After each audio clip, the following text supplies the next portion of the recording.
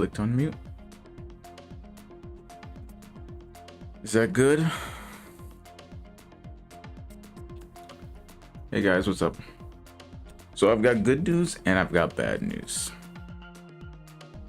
The bad news is I didn't save my work from yesterday.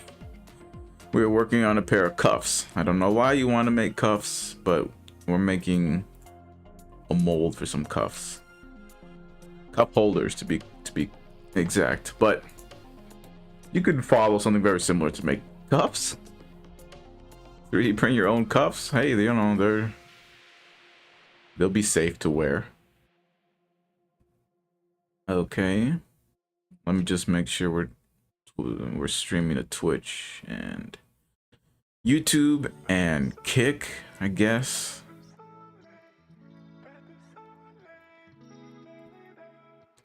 Hello, where we at?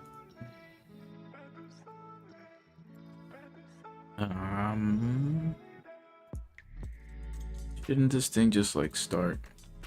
Be like, yeah, we're live. Come on, Kick. Oh, do I need to? Well, if I press start, that might be the thing.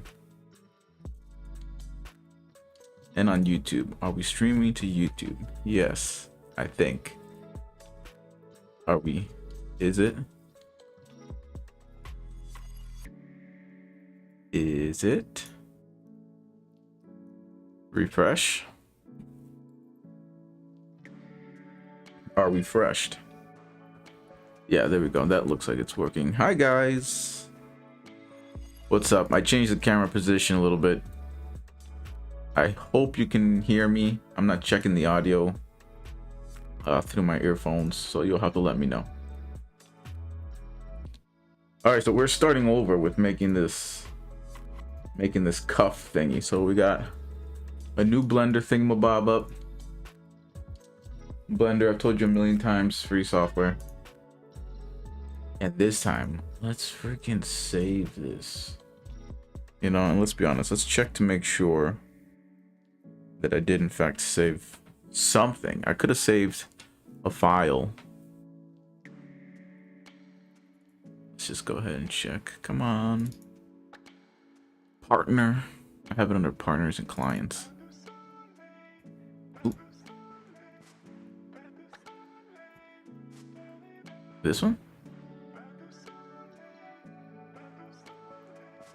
Do I have something? It's another. It's just blank.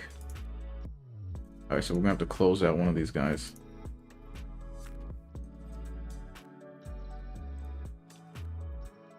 So let's just close, don't save. We should be on this one. There, how's that? Is that good? Yeah, okay. So we got Suzanne. You just delete Suzanne. And then we'll go for one of my references. So you can't see, but I'm pulling up a reference in my file explorer. I've got a cuff STL, which was a scan that I did of my friend's cuffs. It's a little laggy today, huh? What's up with that? Have any other instances pulled up?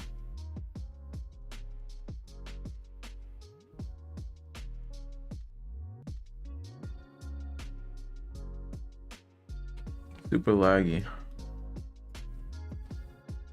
Wonder why. References.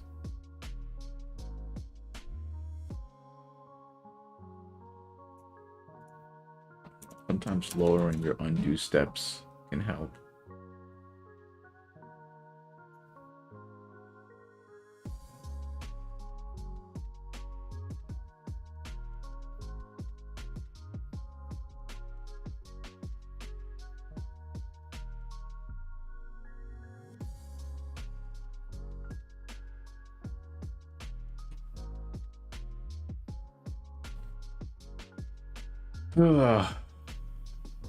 Maybe you need to.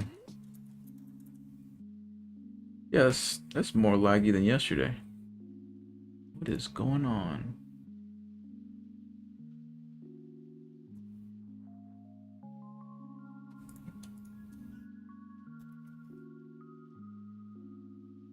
Let's see if deleting a whole bunch of vertices, but you know, this shouldn't be that laggy. There's some tricks to making this less laggy.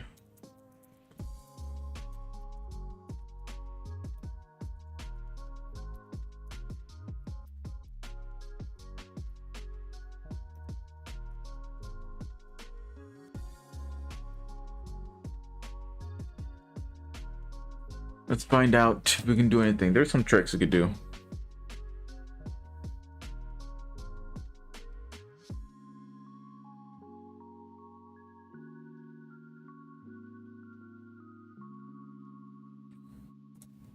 Let's check device manager real quick.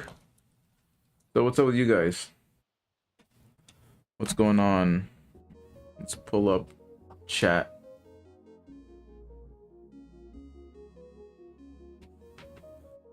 All right, so in device manager, let's check our GPU.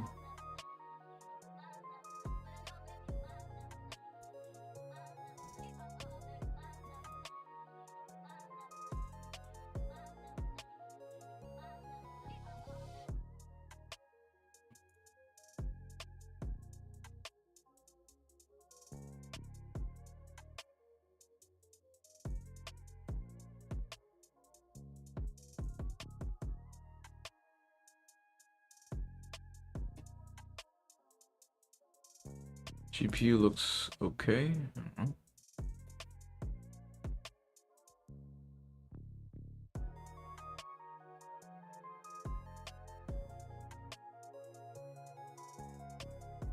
Let's check in Blender what's doing the rendering. So go to Edit, Preferences, System.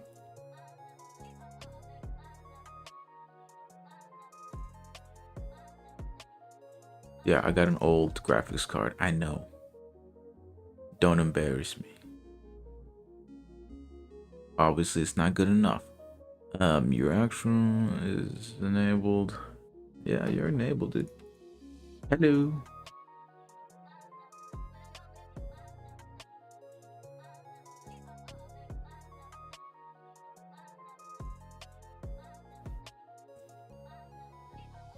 And under graphics, OpenGL.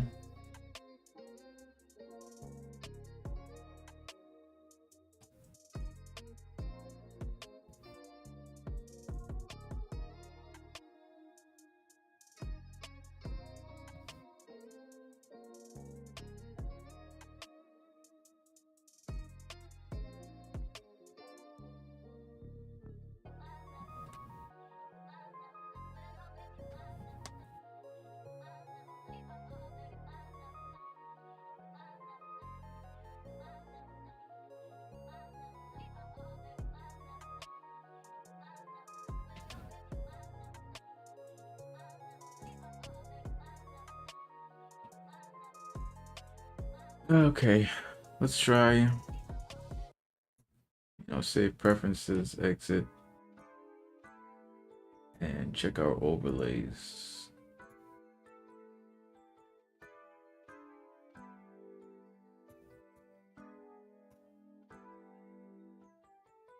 Oi.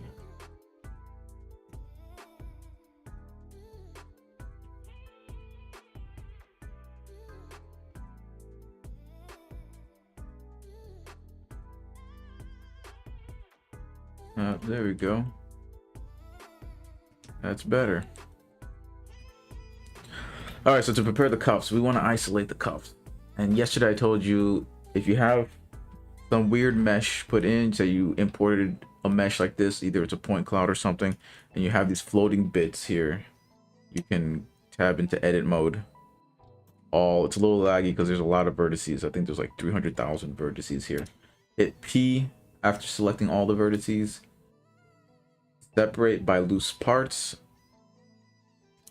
Go back into object mode. Now you can click those loose pieces of garbage here and delete them. Let's grab our thing here, not edit mode, but let's hit Shift A to add just a box so we can do a Boolean expression. God, I feel dumb. I should have saved this from yesterday, but the video was chopped up.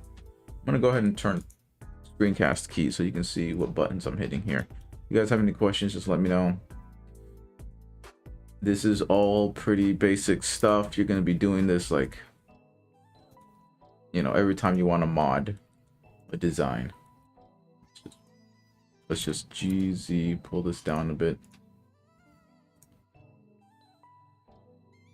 And then honestly, like I would. What's up? Hit the side view. And make sure we're chopping off what's irrelevant here. You know, something like that.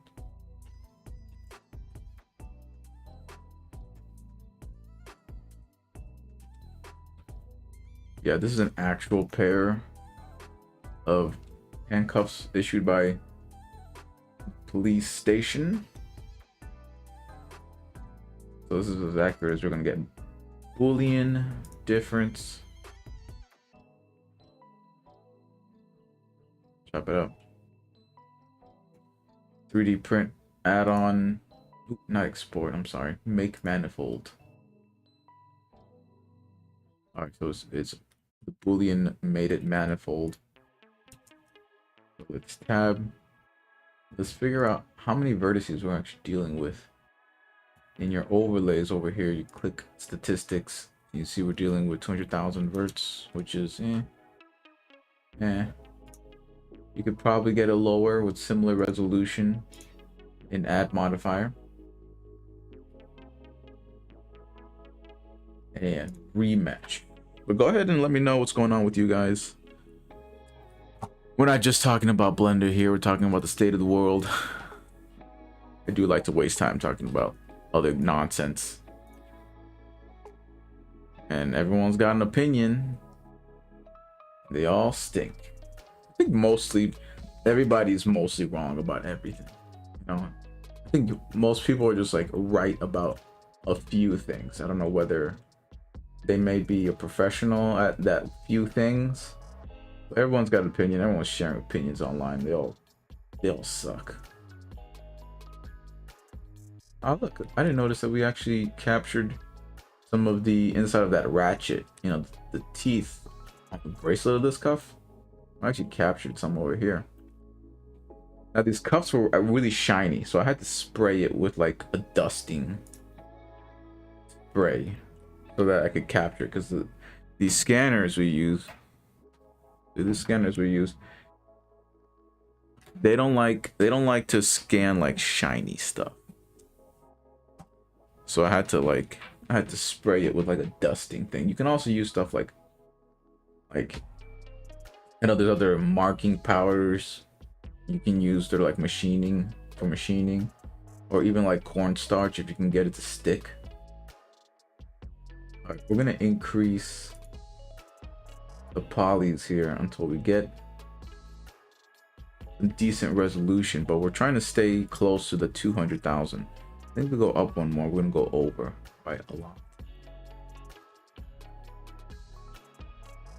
Go down one more. Because we're not going to be using this exact shape, you know.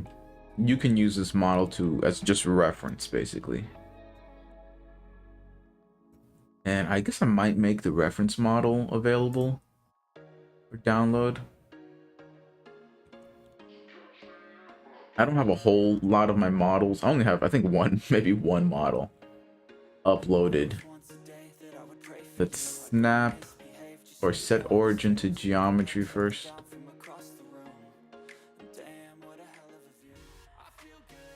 It's gonna put in the middle somewhat, and then we'll just like snap selection to cursor, right? Okay. Rotate somewhat straight, you know, and that's pretty good. So I told you guys yesterday, we're just making a holder for this, you know, and this is what, you know, 3D printers are really useful for making holders, right? Custom holders for stuff. You want to take a picture, of something, you want to make, you know, a case for it, a holder for it. I'm looking around to see if I have anything that I've 3D printed holders for, but I don't. So this is useful. Like you take a picture of your thing. We did it similarly with that organizer we did the other day, which is that one model that I have up on my other sites, and I could probably go into the bio of my I prefer to talk about Blender. Yeah, man, talk about Blender. Let me know what's up. But there's plenty to talk about. I'm talking only Blender always is boring for a lot of people for some reason, you know? I really I'm into 3D printing, and I want as many 3D printers out there as possible. Like I feel like 3D printers are going to be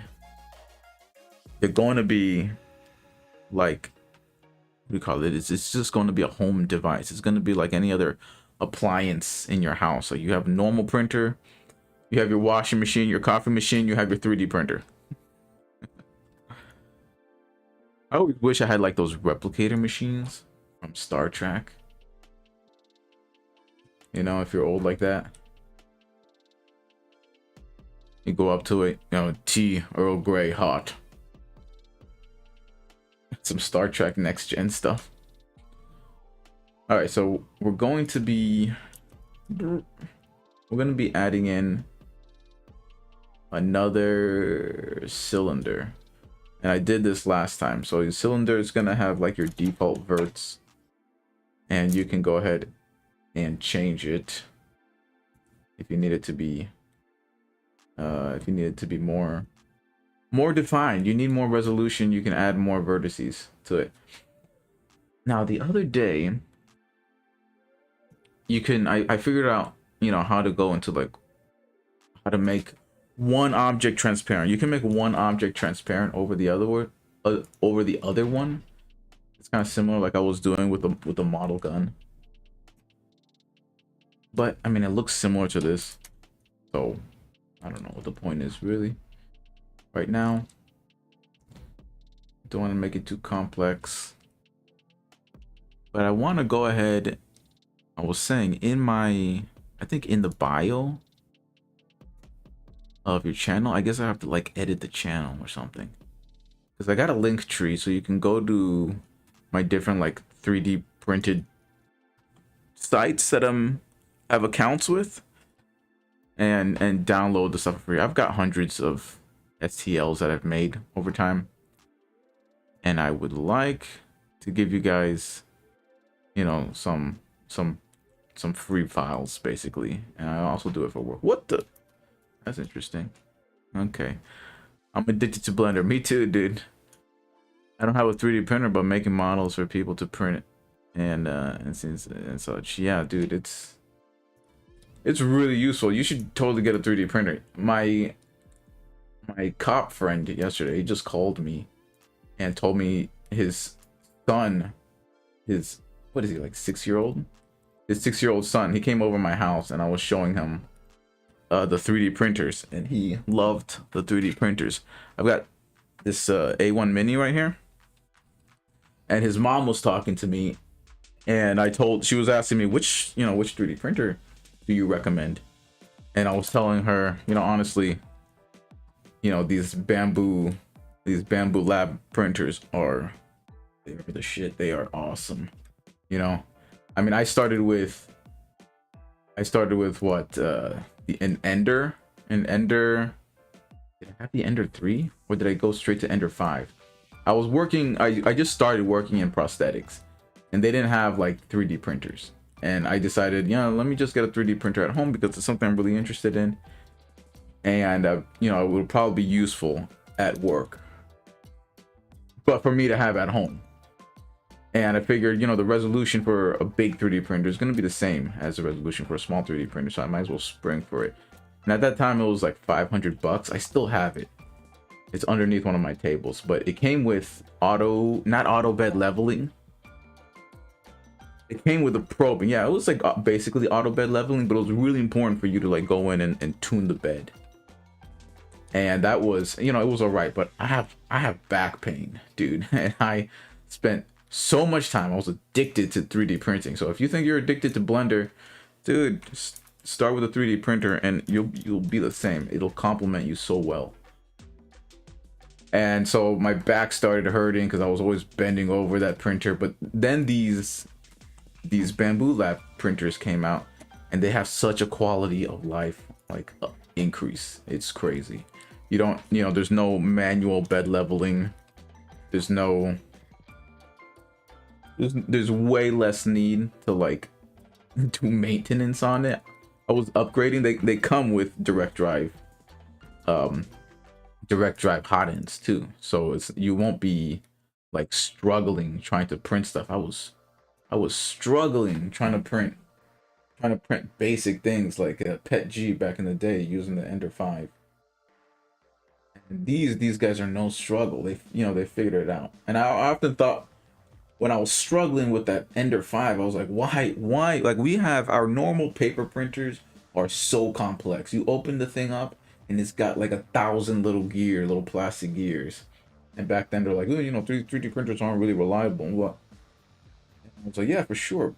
But pretty soon, you know, people will figure it out. And they figured it out quickly. And these guys, I mean, they are hardy printers. I've got 4 bamboo printers. I've got the A1 Mini, the A1 Large. I just call it the A1 Large because it's larger than the Mini. But the A1, the normal A1, right behind it. I've got the X1 Carbon in the other room. And then the newer H2D. And that thing is huge. I just printed a whole... Oh, and I guess I should show you guys that one. I printed a whole Deadpool helmet for my cousin. And it came with like the design free on Bamboo Studio, which is another plus. These printers come like basically integrated with Bamboo Studio like apps. So you can go in and just print straight from the app, which, you know, saves you a lot of time if, you know, you don't have to remodel everything. I want to delete these vertices, but I tend to take things step by step. So I like to, this is not super optimal. Okay, there you go. I like to do a little duplicate because when I screw up, I like to go back and just grab the old one. Okay, and I love Blender because, you know, I'm addicted to Blender too. It just lets you save like those pre-selected vertices. I want to go through in my messages here, get my friend. He sent me these photos. Oh, just like, you know what he's doing. He's taping up. It's and pressing a piece of plastic over them to make these holders for his belt. So here's one of his prototypes, right? Which is cool and all. Right, so this, you can kind of see the shape of the cuff. And on the back, he's got some Velcro, some stitching he's done on his own, which is pretty impressive because this is like millimeter thick plastic. You can clip that onto his belt. So this is kind of his idea, which is pretty, you know, normal, generic. But he wants a mold of some sort. So that's kind of what we're after, which is similar to like holders and stuff. So I figured that this is going to be pretty useful. But dude, yeah. So back to his mom asking me about which 3D printer, and I recommended this printer. And she's checking the price online. And she's like, oh, you know, it's with the 3D printer, with the multi-material system, these aren't encased printers. So they're going to do plastics. They're gonna print plastics that can be printed at, you know, with open air printing. That's what I say. You know, it's not encased in the housing. You know, if it's encased in the housing, you can do higher temperature plastics because you need the airspace around it to be at a certain temperature, so there's no warping and there's like consistent layer adhesion and stuff. But that's like slightly higher level. You know, you're talking you know, you want to do some engineering plastics like nylon carbon fiber mixes PET G with carbon fiber, you know. But like, you know, honestly, not even like TPU, you know, because on these open air printers, or bed slingers is what people call them, because of bed. This bed here just goes back and forth while it's printing, so they call them bed slingers. If you didn't know that, I'm sure you did. These can print mostly in, I'm gonna make manifold. See, if you make manifold and you don't have some of your bases defined, it will do that. So these bed slingers will do PLA, PET G, and TPU, like pretty fine, pretty good, you know.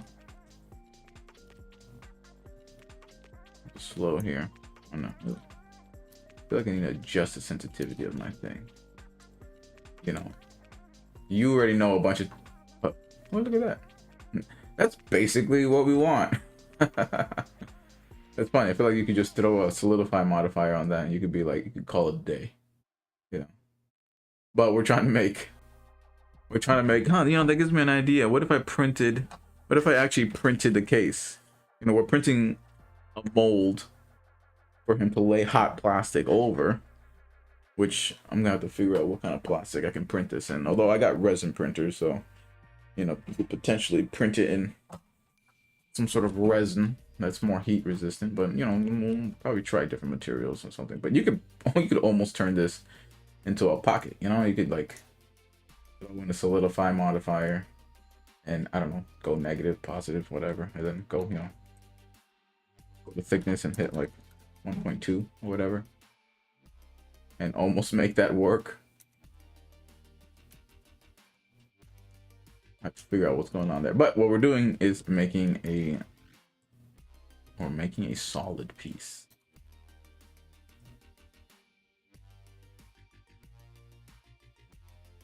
Because I kind of added these loop cuts a little early, I wonder if we can like dissolve these vertices here. Can we? Maybe we just delete them or something. I kind of want to start them over.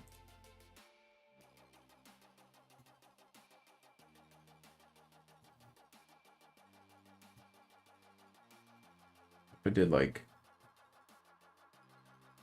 bridge loop cuts, I'd rather go to the other one and just like grab what I was doing before. Edge. Yeah. There you go. I'm lazy. Okay. Once again, I don't even know how many loop cups would be optimal. Let's try that.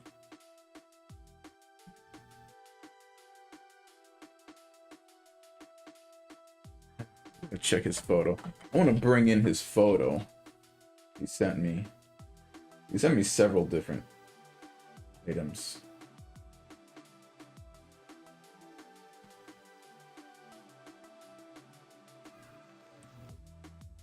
All right, let's see what we got here.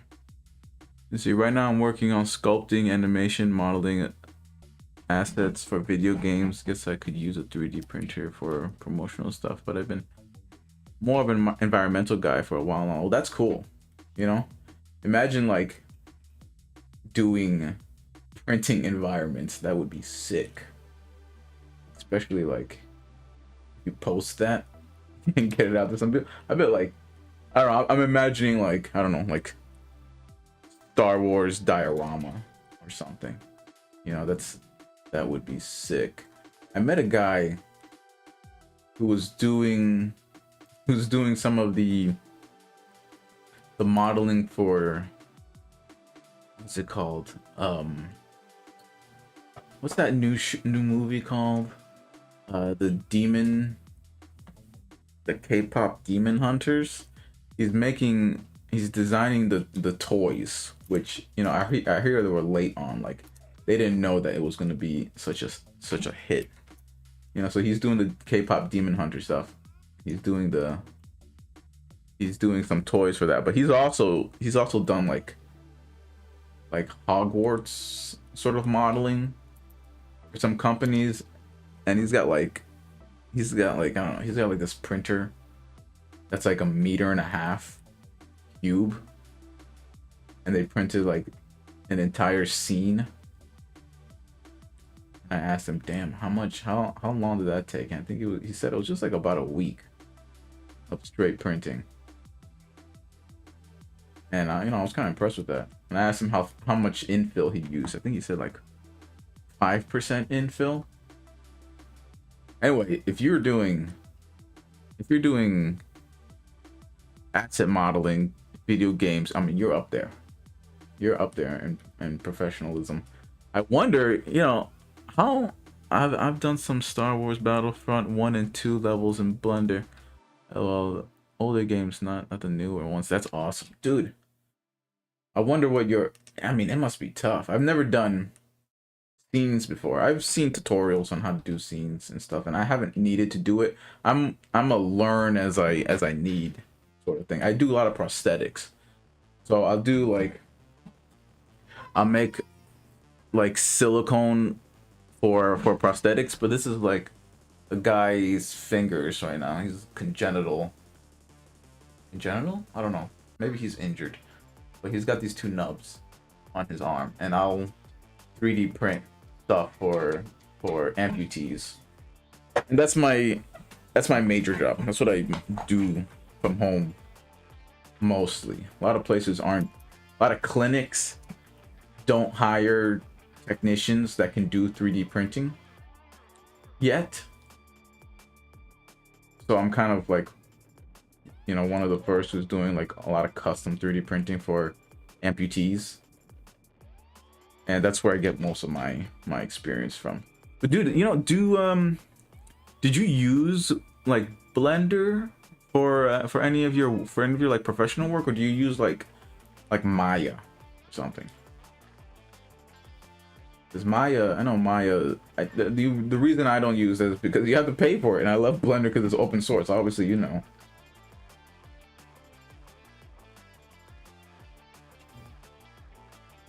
Yeah, it is really cool. I love making prosthetics for people because it's very satisfying too. There's nothing like seeing somebody who's just like, who wants to do what they want to do.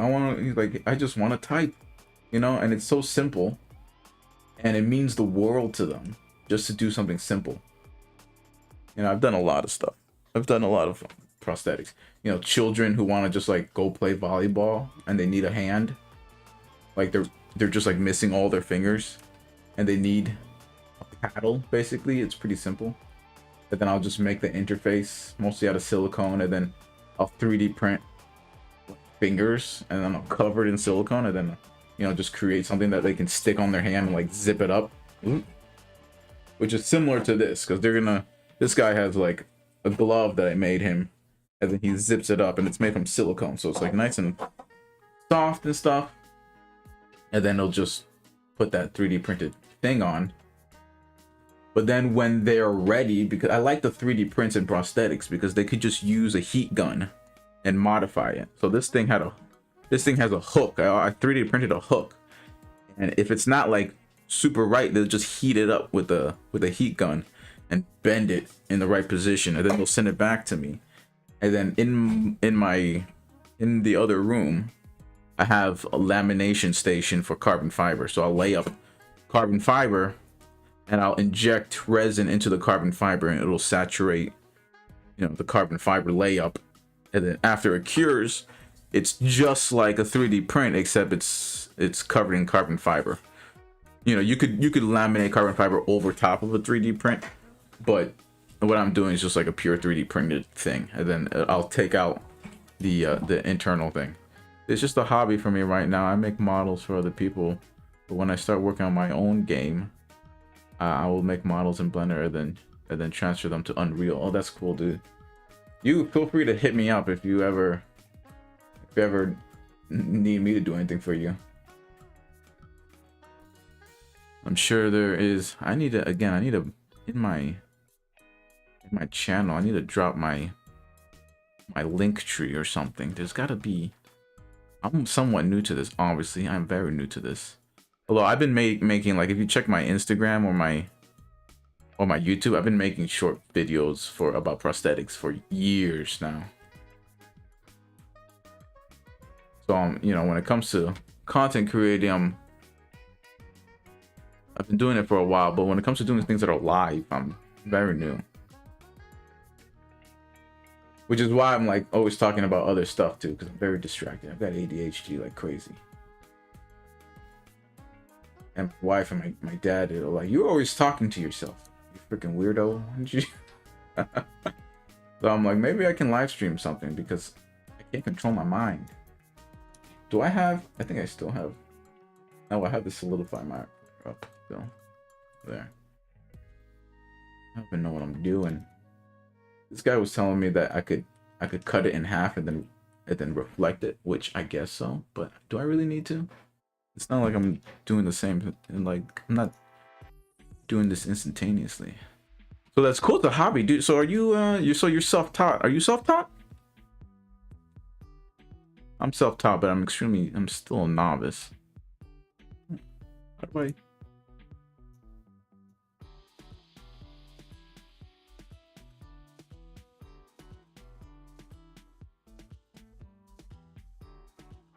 There has got to be.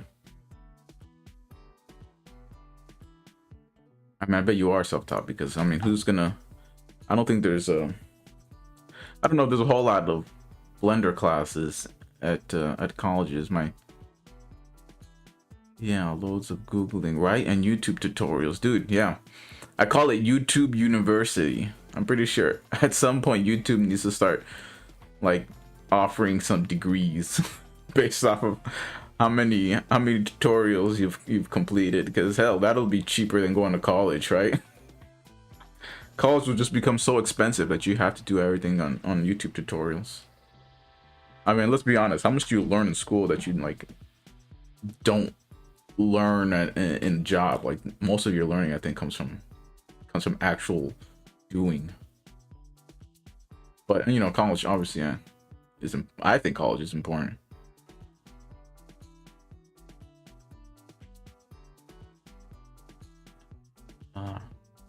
I just want to edit my bio. How? Come on.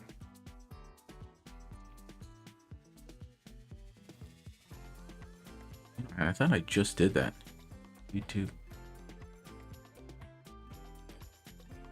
Let me see.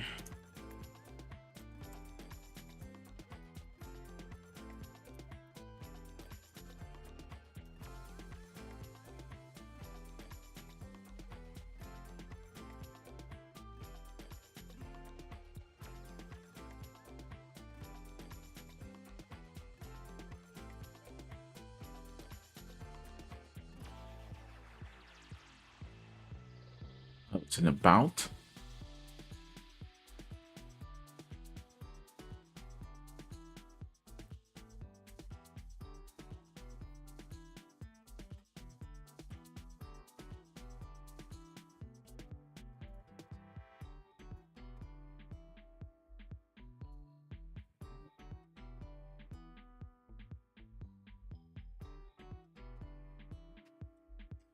School is normally done in Maya or Houdini.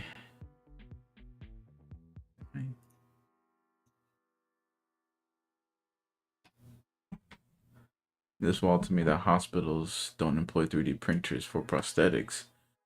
Yeah, man, they are just now getting into it. Like, they're literally just not getting into it. Let me show you.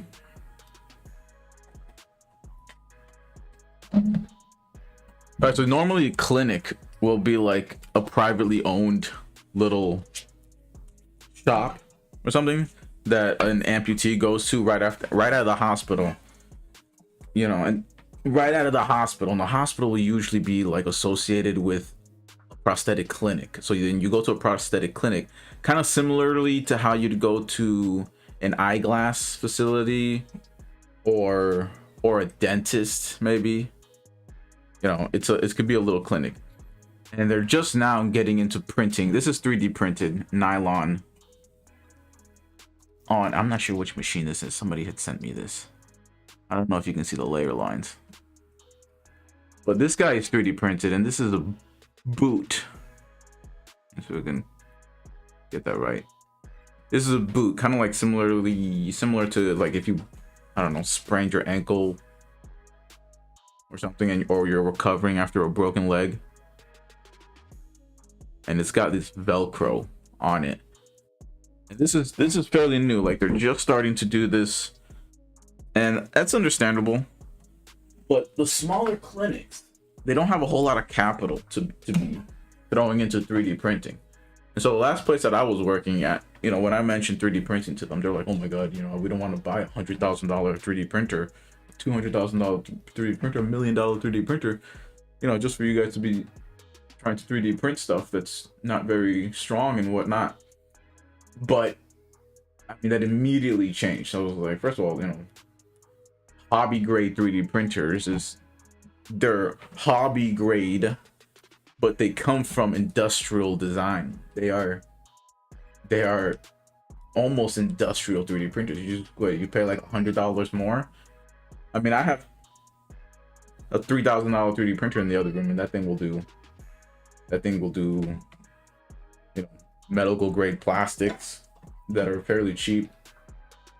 So the smaller clinics, they're kind of resistant to it because it takes a lot of capital, and then they have to have a technician like me who will do the modeling.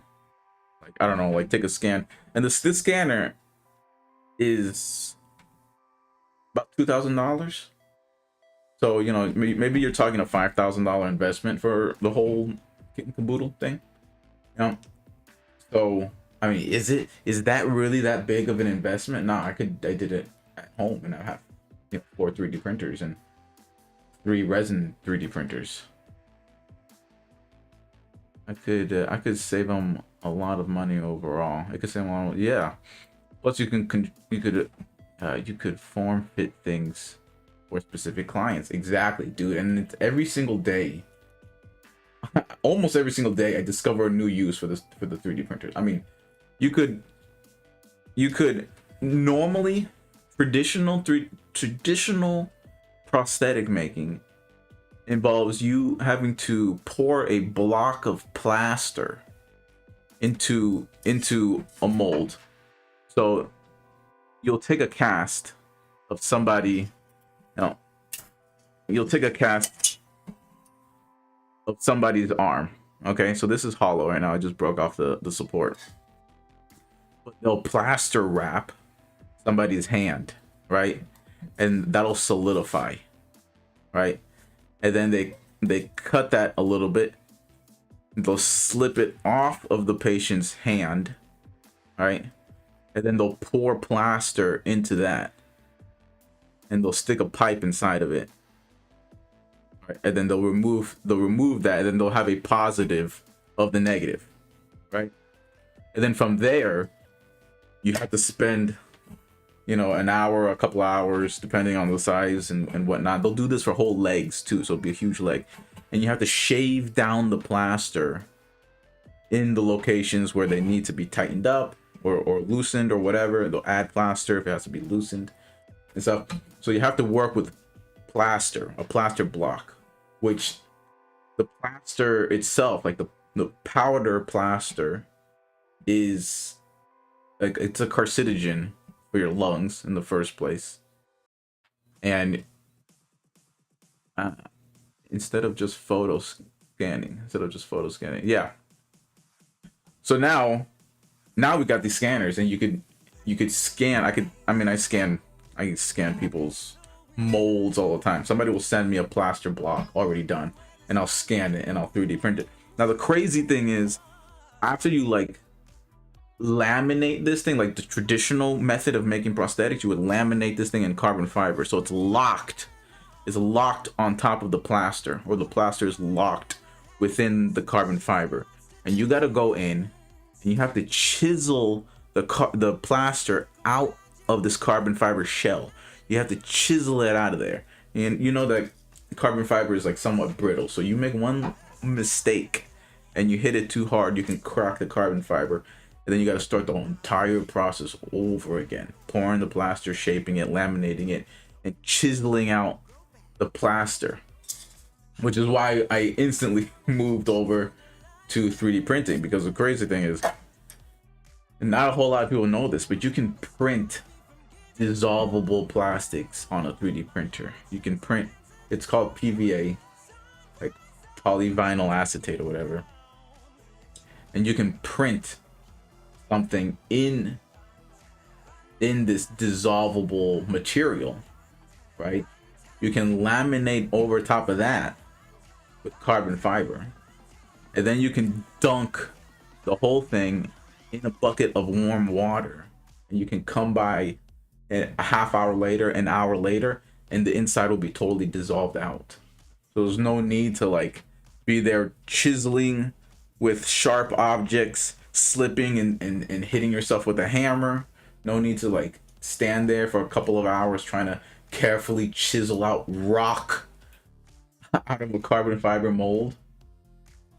You can literally just print out a dissolvable material, and not a lot of people are doing that. And even if you didn't want to do that, because the PVA filament is a little bit expensive, you know, you could also just print in a low melting temperature plastic and then laminate over that and just heat it up and pull the internal out of it.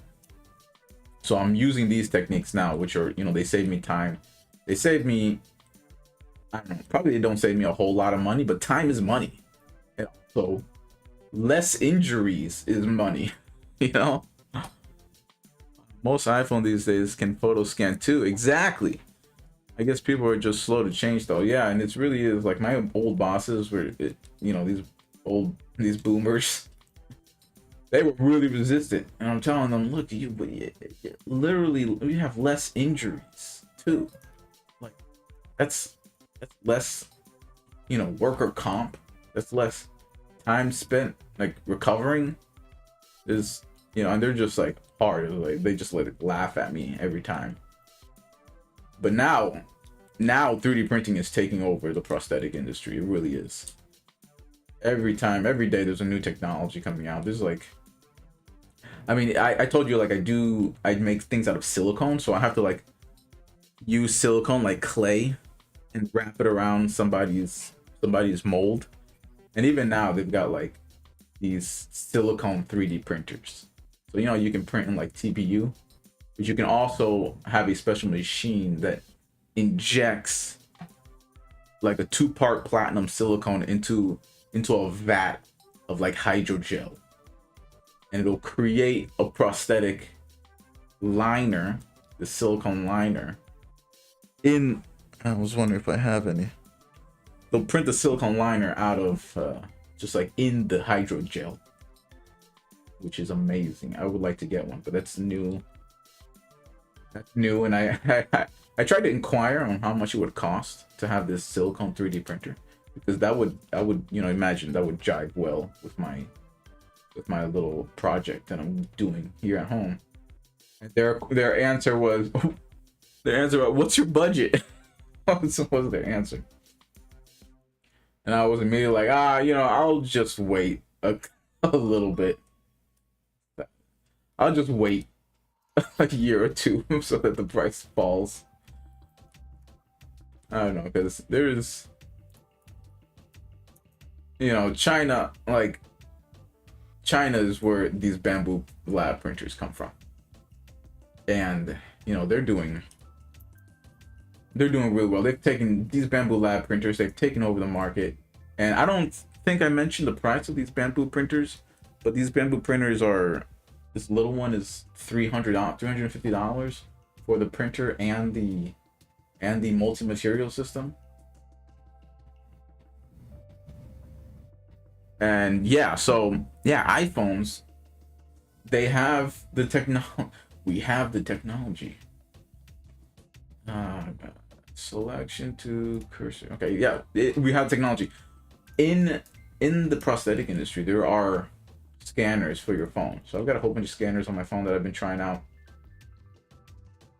One of the best that I've liked, it's specialized for prosthetics. It's called Comb, C-O-M-B, and it does a great job. But the subscription is $750 a year for access to their application. And so you think, okay, $750 a year. They have to do the math of how often you're actually using it. But I bought it for a year, and it was great. But it's just that price, you know?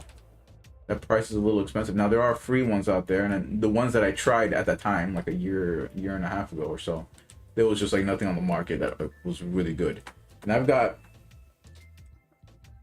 let me see which ones I've here. I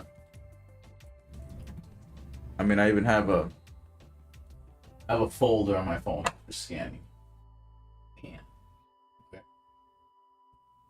I've got 3D scanner apps, Scaniverse, Prod AR, EM 3D, 3D foot scan, 3D scanner. And I probably have some other ones here. QLoan.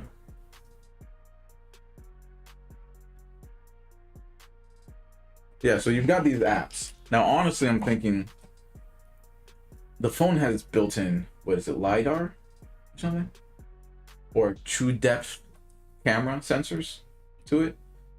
So I feel like at some point Apple should just be like, you know, we're gonna add a scanner to this. I wouldn't be surprised if one day they'll just be like, we're adding a scanner, a 3D scanner. You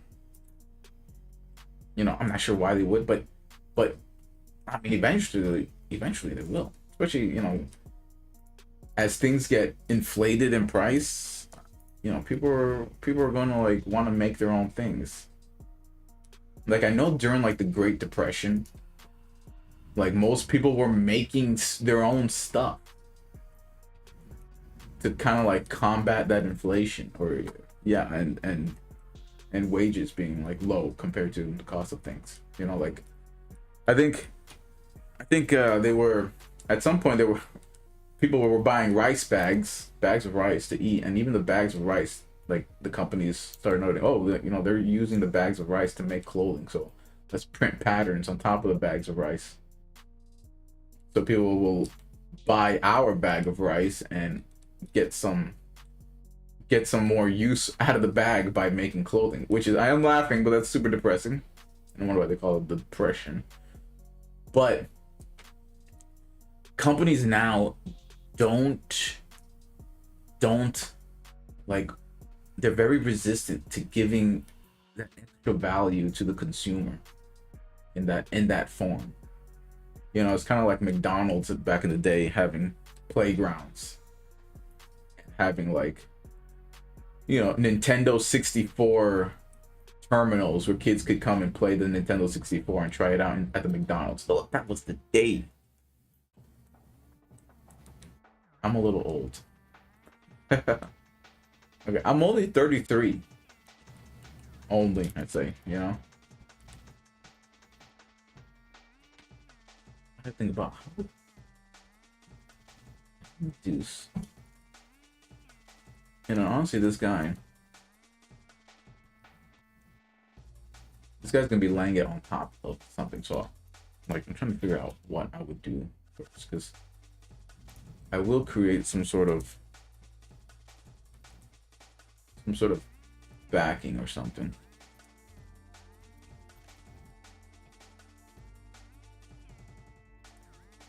Because he's gonna lay the plastic on top of this, right? He's gonna lay it on top of it, and you know, at some point I'm sure we're gonna make him this version where he can plug it into a vacuum. Shop vac. You know, you can easily mod a shop vac to create like a suction to suck it to to suck the plastic over top of this. Actually, the shop vac is a good idea.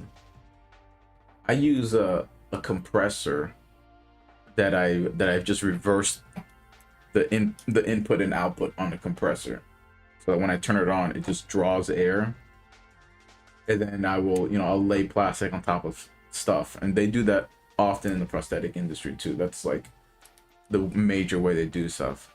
You gotta go for a bit. Is your YouTube the same? Yeah, it's the same thing. Well, it's actually Optimum Labs.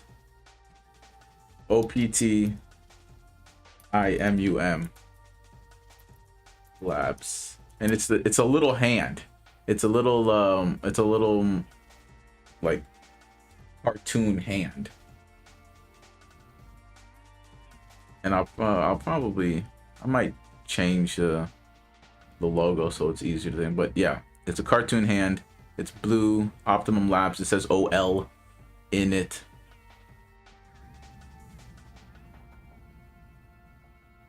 Yeah, you can just search Optimum Labs, and I'll make sure to put like a link tree in my bio. Actually, I could add it. And now, where did I keep it? It's in Chrome here. I got it. I got it here. Docs. Yes, this is me. Make me log in. Great.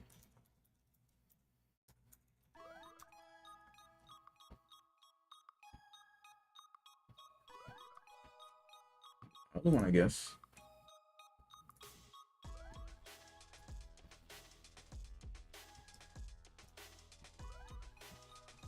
It's weird because I've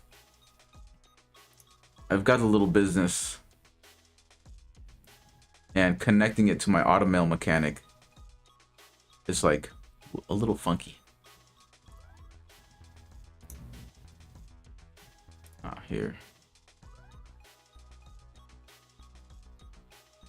Here's the copy. Here's the link tree. Sweet, found it. I'll sub and check you out. Well, thanks so much, man.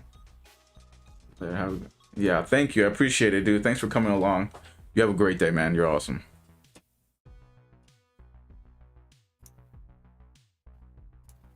Good man. Okay, yeah, so we're to figure out how to edit the bio now. Let me just do that. Redirecting Twitch.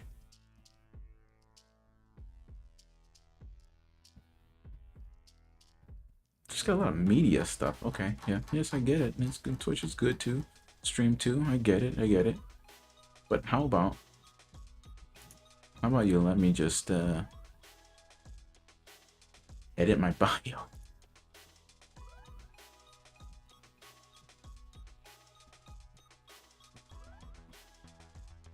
Share. More options. And let me just report myself.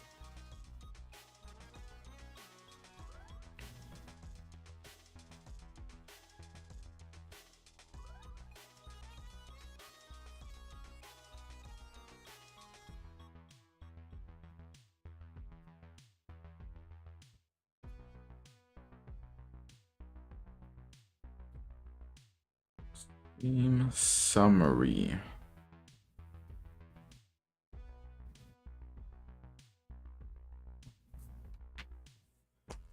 Do a stream together. That sounds interesting.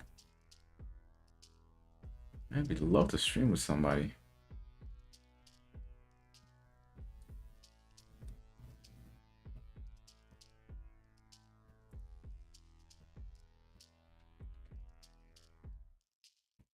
Welcome to the chat room.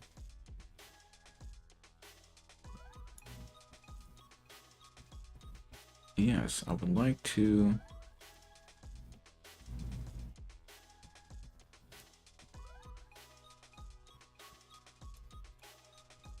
I guess.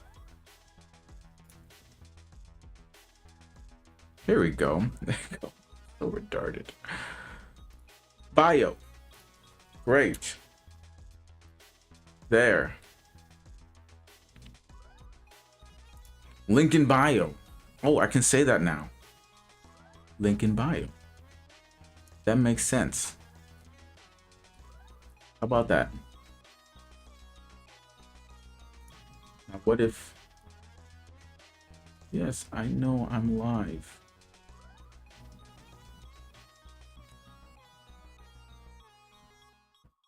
Baboony guy, this guy's awesome.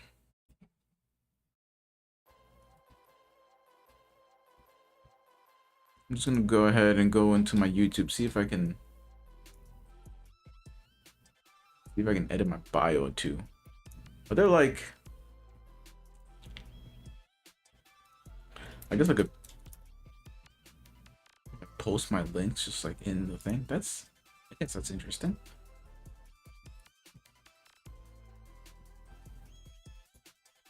Customize channel. Does a channel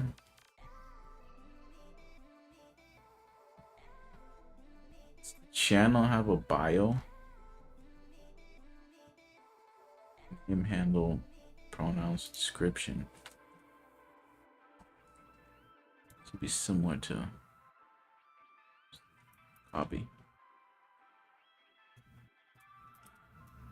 There?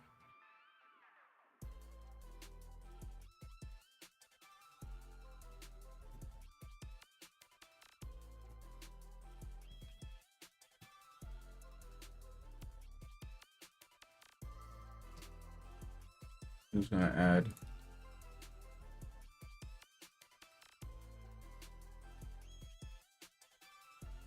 Gonna add links, social links. Add up to 5 links on your channel. Viewers will be able to search you by these handles. Ah.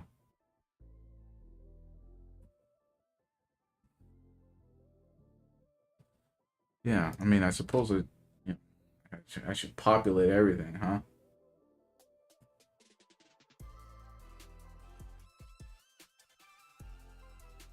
Got a little bit of everything.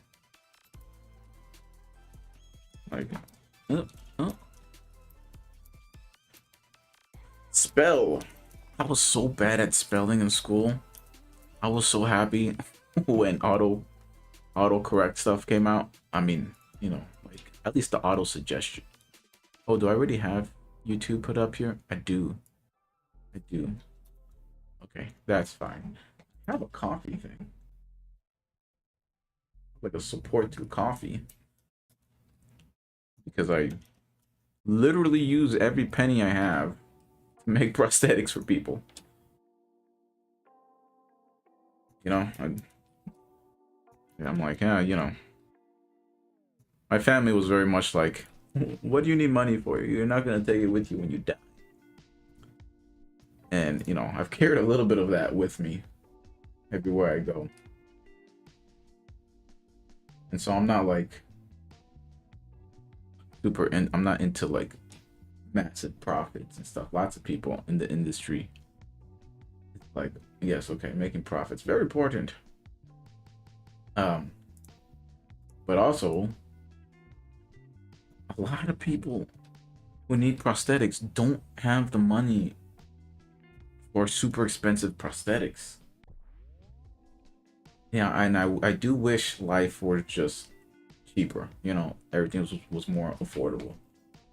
Your rent, your mortgage, food, having children. Oh my God, was more affordable. But you know, my life is this.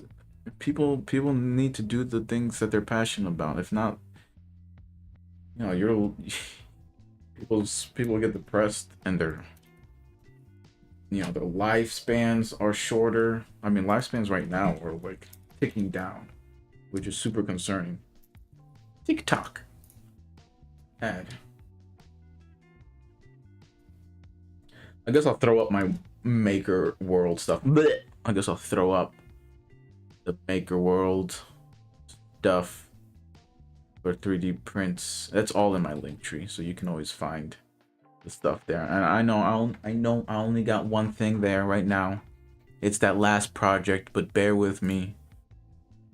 We did that organizer. We posted that organizer. We will post a lot of other things. We need to go in and edit all the other files, the STL files that I've done.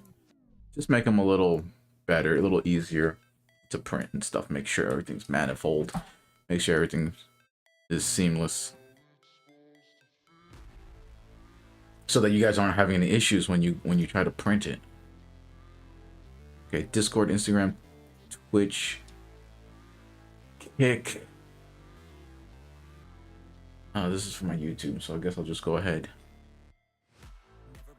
and do the whole support me with the coffee thing. I know. Believe me. But every little bit helps. Every penny you guys give me is just going to make a prosthesis for somebody or a kid who really wants to play. I've made stuff like hockey equipment, so kids without hands can play hockey, volleyball, swimming, baseball. I've been doing it for 5, 6, 7, 8 years now. I've been in the industry for 8 years now, and the past 3 years have been me on my own here, with you guys supporting me, and with the few clinics that work with me supporting me. And it's been awesome. It's been the time of my life here. I have 2 kids, and man, kids are expensive these days. It's crazy. Just like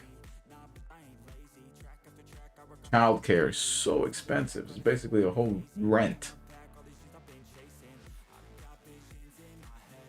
And they wonder why millennials are like not having kids. Well, all of my friends, I'm a millennial. My friends are millennials. And none of them, I'm like the only person who has 2 kids.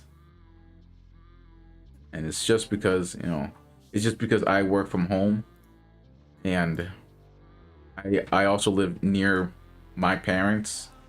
My wife, we're near her parent.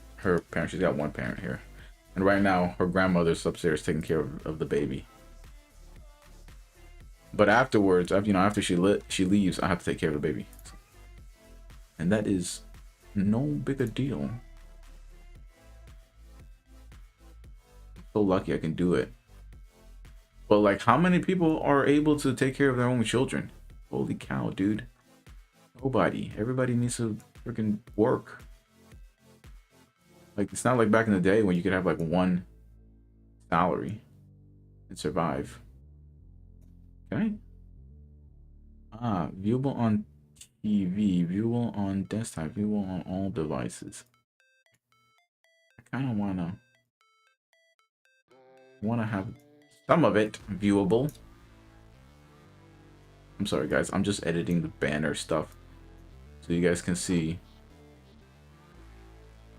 so it's a little easier to tell which freaking channel. Oh, I guess I could try to bring it down to Automail Mechanic. In another life, I was known as the Automail Mechanic. If you guys know what that's from an anime. The Automail. That's from an anime called Full Metal Alchemist. And I mean, there's a lot of things I enjoyed about Full Metal Alchemist. How it was relevant. They had the whole prosthetic thing going on because people had amputees in this anime who had access to like advanced prosthetics. It's really interesting, advanced prosthetics. It was like purely mechanical attachment, like end-to-end nervous system to prosthetic integration. And in the anime, it was like, it was painful. It was very painful, which is very similar to real life. Prosthetics are painful in real life too. And then there was the whole alchemist thing, which is, you know, like ancient chemist. When to publish profile? What's my profile giving me like a warning? Warning. Okay, how about that? Now we can publish. I think that's the bestest I can do. What's this I can do? Way back in the day, my dad used to buy, not a lot, it was just like one time or something. He used to buy a few times. He used to, or maybe not even buy, he used to just like go to the flea markets back in New York a million years ago. And there'd be guys there selling asbestos pants, like pants made from asbestos. And you know, people liked them because they were like shiny or something, like metallic or whatever. And people would go up to him and try to bid him down on the price of his asbestos pants. All right, and he'd be like, "No, I'm sorry, that's asbestos I can do." I know it's so corny, man. It's so corny. But I'm a dad now, and I can appreciate all the corn. Okay, so Maker World. I can add maybe in YouTube. I'm sorry you guys like aren't saying anything because I'm just editing stuff on the YouTube bios, and then I'm gonna have to do the not the Twitch, but the kick bios too. Everything's still asking for pronouns. Here's your pronoun here. I'm like, oh, I think we're a little bit out of that. I think we're a little bit out of that age now. For better or for worse. And I should just do Linktree. Is Linktree one word or is it 2 words? It's a good question. Put it on top, I guess, because it's a little prettier. A publish. All right, kick. Now I'll just do kick, and then I swear I'll be done. Okay, I promise. I promise. Someone said hi and kick. Hi, you're probably not here anymore. You're definitely not here anymore. That's all right. That's what I'm saying. You guys can talk about other things too, you know.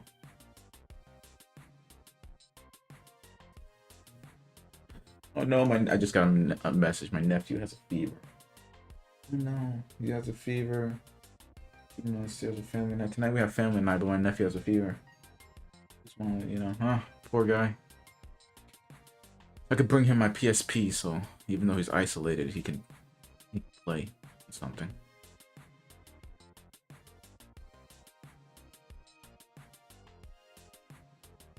Poor little guy. Oh, and he's not, I mean, he's my nephew, but he's my godson, too.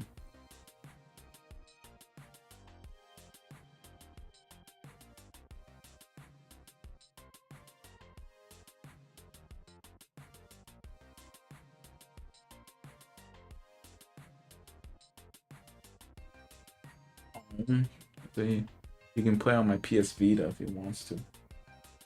He's up there.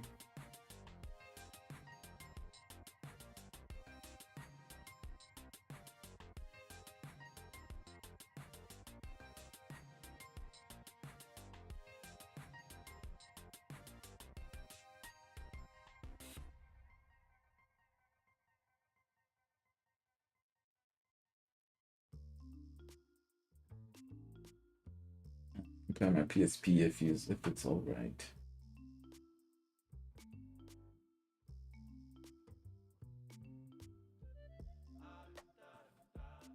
Should I say that? I don't even know if that's appropriate.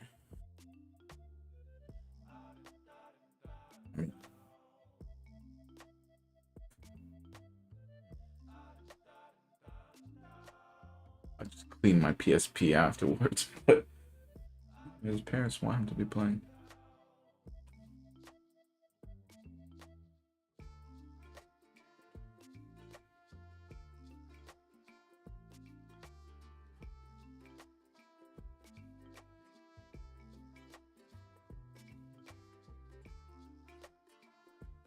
I don't want him to just be bored upstairs.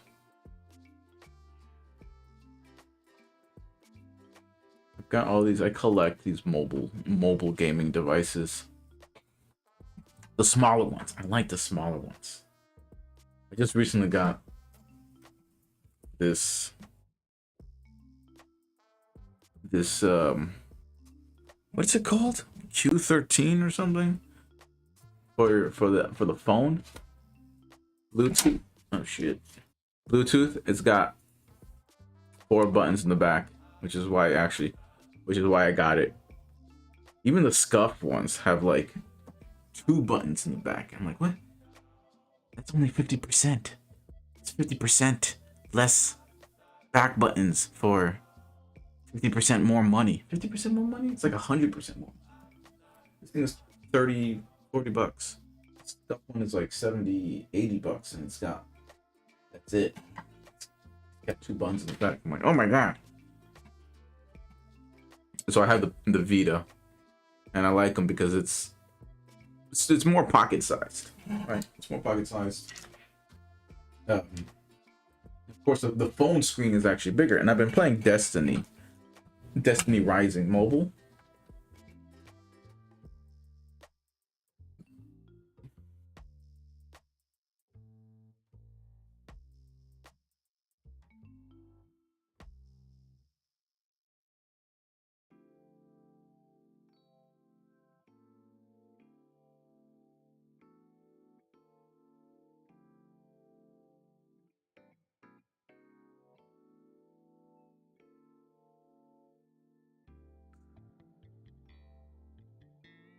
But I also have, let's see, like, and I've shown you guys before, but I've got PSP. I've got PSP, PSPs that I mod. I guess like get the PSP from my local flea market, and then I'll mod them, and I give my kid like her pink version, and I put like LEDs up in there, so it's like nice and cute. And then the same thing with mine, just a bunch of LEDs and whatnot. Change the button layout. It's pretty easy. You just have to have time and patience. It's a lot of fun. I used to play the PSP a lot when I was a little kid. When I was in high school. I really wouldn't say high school was for little kids. But I found some PSPs at my local flea market, and I took them and I mobbed them, and I give them to my nephews and godson so they can play while they're at grandma's house. And then I'm on my mobile phone. Lots of screen time isn't good, but I mean, like, if he's sick, he can be upstairs, play the PSP for a little bit.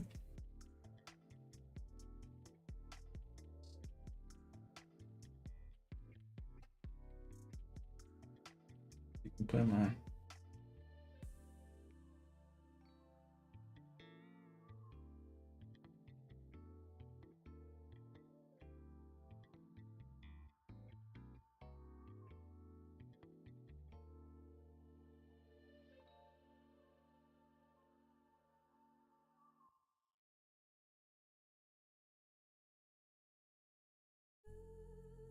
It's all.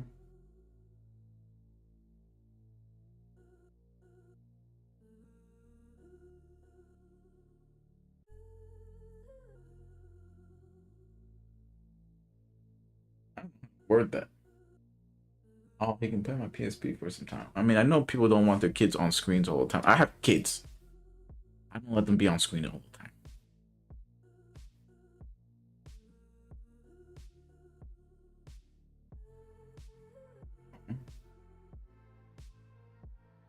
can play my PS. Maybe just say my PSP is available for him to play. Aw.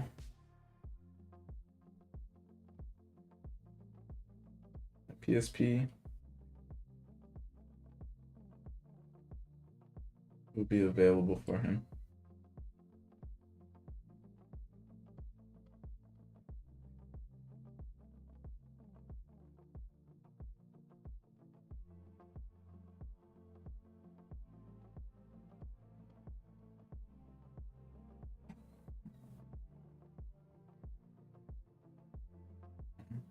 You could use the PSP. I guess I kind of like don't want to be the guy who's like always giving their their kids screens, but it's like I'm thinking too much about this, you know. I'm thinking too much. I'm loitering.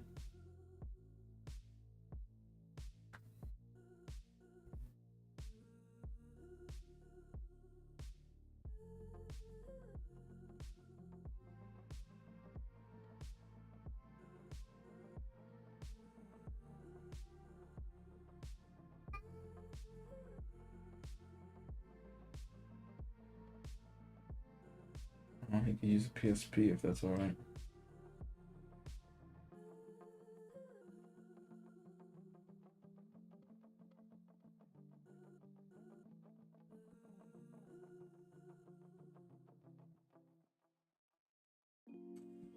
Ugh. I don't know.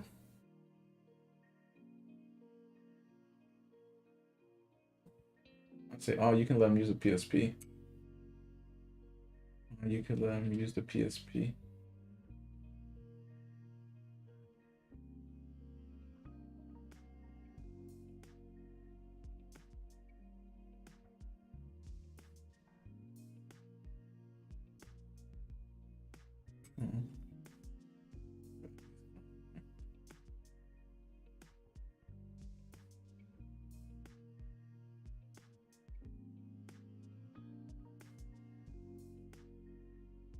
It's his parents' choice. You can let him use the PSP.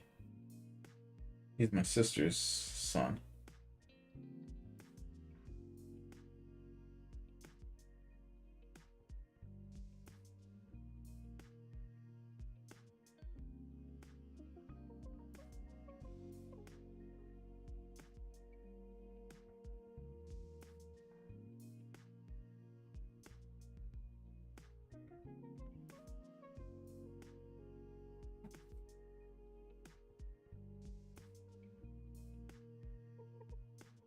Yeah. My mom's an educator, and she does not like screen time. I know. I know it. That's okay. Quick. Do what I was doing. Channel. Home. Not home. What are people playing? People playing stuff. Everybody playing stuff, man. Games. Everybody playing a lot of games. I mean, which is, you don't care, but I find it interesting. Thanks. Go away. Edit avatar, channel, off-stream banner. But I'll have to edit that at some point. Bio. Bio. Bio? Change your bio. Copy. Paste.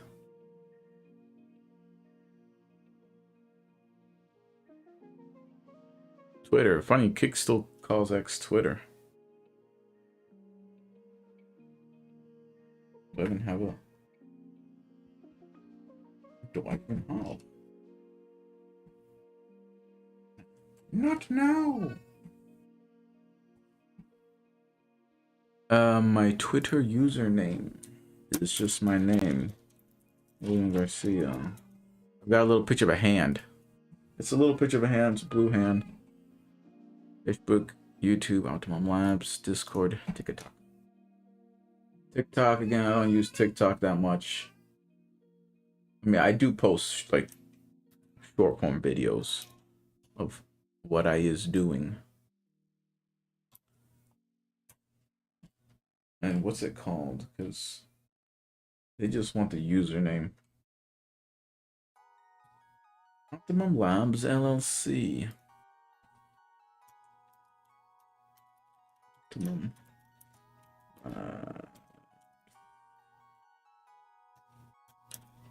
LLC, because it's an LLC. Ooh, an LLC. Amazing. It's actually not. Anyone could start an LLC. And there's so many companies out there that are selling the ability to help you create an LLC. They just like, I don't know, they basically they give you a form to fill out, charge you a bunch of money, and then they submit the form to you, to your local business administration, your local, you know, business state administration thing, where you'll submit for articles of organization for your business, basically. And it's the same form if you were to do it yourself, and they charge you like $200 on top of the $300 that it takes to submit your LLC stuff. So starting a business is not that big of a deal, and it's still like, it's still crazy because you gotta like, you still have to, you know, fill out forms for property taxes and stuff. And as a business, you have to pay like $300 for the filing fee for your business. Like, you have to pay. It doesn't matter how big or small you are. Like, that doesn't make sense to me. Like, if you're a tiny business, like, you know, like I'm a tiny business, I'm one person, I am struggling, you know, and I make prosthetics for people in need and stuff, and you're still gonna charge $300 filing fee when it's like a purely digital system. Like, I'm doing the work for you. There's nothing to file.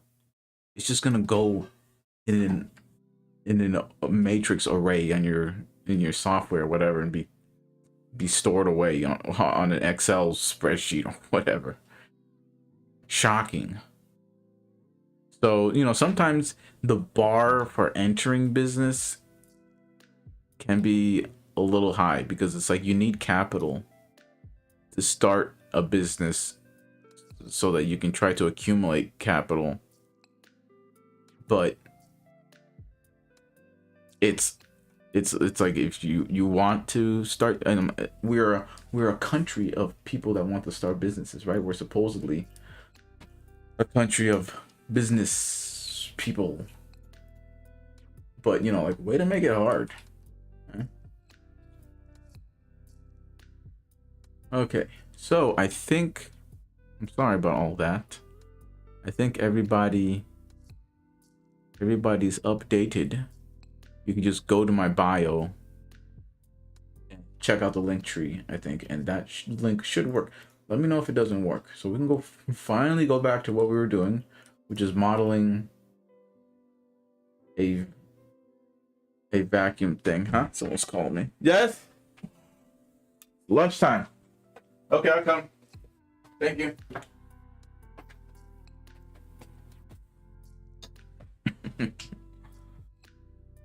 Oh, my mother loves it. It's time to eat lunch. That's awesome. I will probably, I don't want to end stream. I also like, don't really want to like eat in front of you guys. I don't know. I get a little pet peeve or something, like people eating on stream. It's like, it's just weird. It's not, you know, everyone needs to eat. Not that weird. But also, I don't really want to hear your lips smacking. Although I guess some people are into that, right? All right, so this thing, like I said, it's going to be a sheet of plastic. It's going to go over top. And this is a basic design, actually. I don't think we have to do too much from here. We have to cut open one slot and then maybe extend this, because right now, my friend is putting hot plastic over top of this. He's flipping it to the back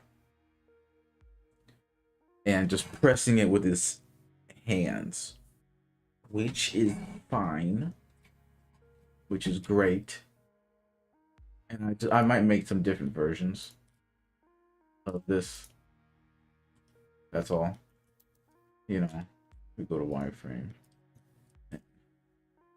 You know, we're gonna do like a front and back, and then we're probably going to take this. We're gonna take this down. Should we take this down halfway?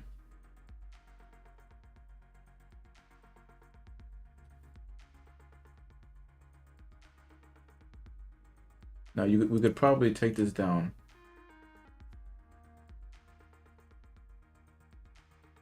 Now, so we'll probably take this down. He doesn't have a vacuum thing, so I want to make a vacuum thing. Let's see how many people are watching. I'm guessing not. I'm guessing nobody. Right? Let me know if you're watching. Are you watching? Please, chat. Put something in the chat. Say hi. What's up, dude? So my idea is, if I bring this if you bring this halfway, you cover one set of cuffs, right? You need, I don't know how to illustrate this. Like, if you have one set of cuffs here, okay, and you have the other cuff here, for example. Okay, this is just an example. I'm going to probably delete this. Rotate around X by like 180. Okay, right.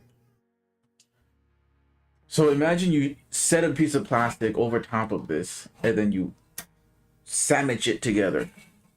I think that's kind of what we're going for. Except that means that there's going to be texture on the front and back. And you might not want that. You might want the side that's on your belt to be flat. You see this example I have.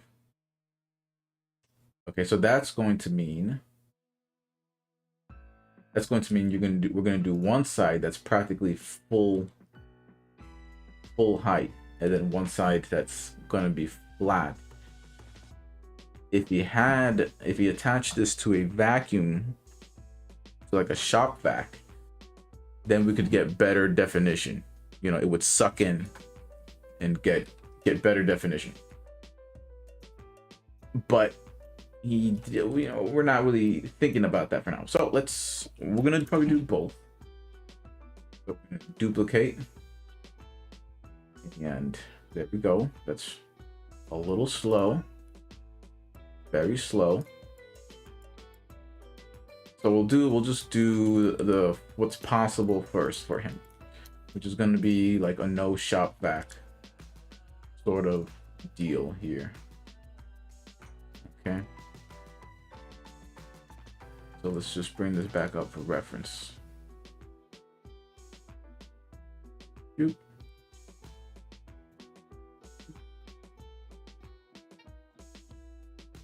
And in fact, we may just keep this long, because he'll just put the plastic over top. Yeah, he'll put the plastic over top.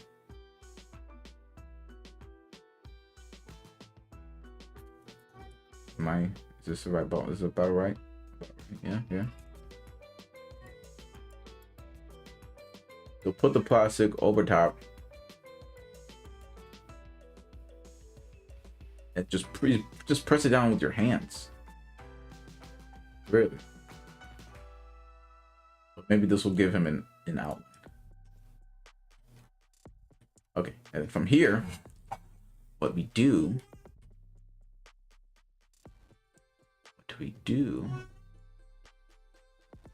And he's gonna have to fold it over here. I don't know if we should create like a bump or something to kind of make sure. Yeah, I think about the physics. Because you lay plastic over top of this, it's gonna go like that. And then over. Especially if he's not using a vacuum. The vacuum really helps suck hot plastic over top of whatever you're doing. And that's really common in the prosthetic industry. We do a lot of vacuum forming. It's not high tech. It's a very low tech way of doing things. You can literally do it from a shop vac. I have a couple of vacuum pumps in my house. I have a vacuum pump that has like multiple vacuum pumps so that I can do it. But I have one in my garage where I've just flipped the input and output of a tiny little compressor. A compressor that I got from, I think, like Facebook Marketplace or something. And, you know, I asked this guy if he could just sell it to me for like 35 bucks. And he did, very generously. And I just used that. It's a very tiny little Husky vacuum pump. And I just inverted the input and output. And that just means, you know, you just screw on the vacuum hose nozzle on the output of the compressor. Output of the compressor? Or the input of the compressor, I guess. Because your output is like, you know, you use a compressor to spray compressed air, right? So the spraying out will be your output, and then the sucking in becomes your input for your vacuum. And then you can just hit that on and it'll suck it. Now, the pumps, they're kind of loud, but you know, what are you gonna do about that? You can get a small pump, you can extend it, you can put it out in another room. Okay, so I keep thinking, what am I supposed to be doing here, huh? You know, maybe I can maybe I could like bezel this a little bit, like put in I don't know if we can put in some loop cuts here. Can we put in more loop cuts? Put in more loop cuts. What's my shortcut for loops? You know, that's kind of why this thing is nice. Okay, I kind of want to put a loop cut here because I want to angle the edge. I want to angle the edge. I want to just give it a little bezel, little bevel. Select all the vertices. Look up from the top. Press I for inset. See if we can create an inset here. Look, we're doing some modeling. Finally. And it's screwed up. Nice. That's okay. That's okay. Every time in Blender, everything is changeable. That's what I like about this software. You know, you can change anything.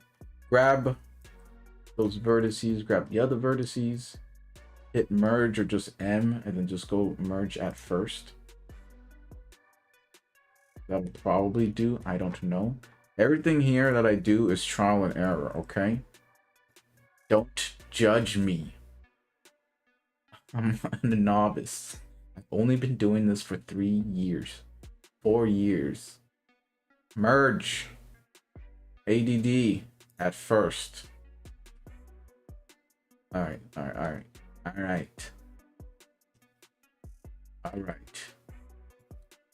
How do I select what I want to bevel now? Okay, go to wireframe mode. Select the things I want to bevel, except deselect what I don't want to bevel. You can go in solid mode. Yoink. Yoink. Alright. Let's erase these. You know? There might be a better way to do this. I don't know, but who cares? Delete. Maybe go hit 2 so that you just get in the edge. Bevel it. Okay. You know, you could press C so that it stops the bevel. But you can see I didn't get much beveling out of that. And I don't know. Who knows? That could be fine. Or whatever. But it's because we have to apply modifications to made. So apply. That was Control A. You could do rotation scale, rotation scale, or just all of them. That should just apply all of them, all of the transformations we've done, because we've done some dragging and scaling of this thing. Let's hit Control B again, and now you'll see it'll do it at a right angle. Right angle? 45 angle?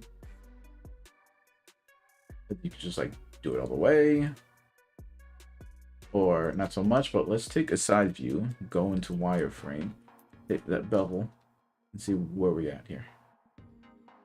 You know, whatever, could be all the way. It does look good. I don't know. Now we're imagining like flipping this into this thing, you know, and it's not like I don't want to create too much pressure on the cuffs, you know. So we'll have it like kind of precise, and then we need to make something that'll clasp this sucker in there.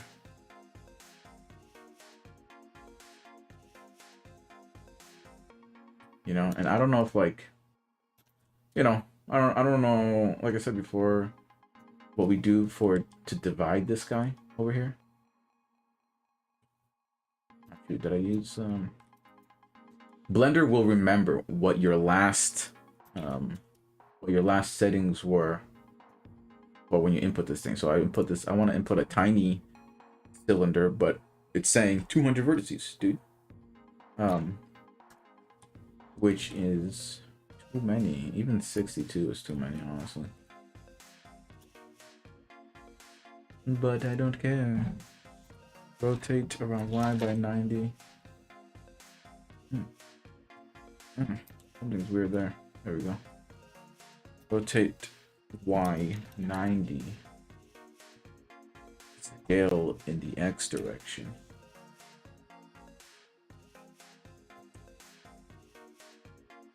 Okay, would that interfere if I drop this down here and you lay your hot plastic?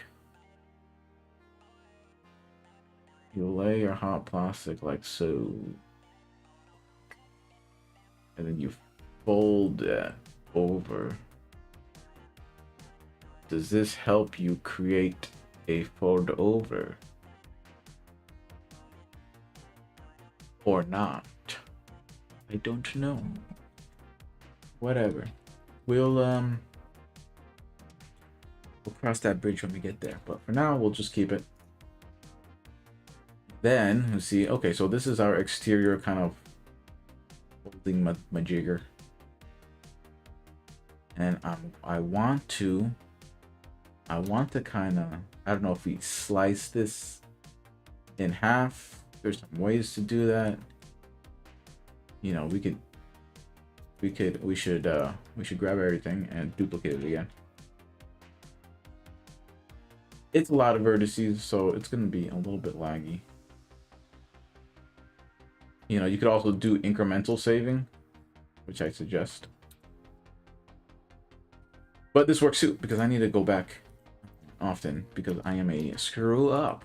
I'm a professional screw up. So let's see, let's grab, you know, first actually let's create the divot.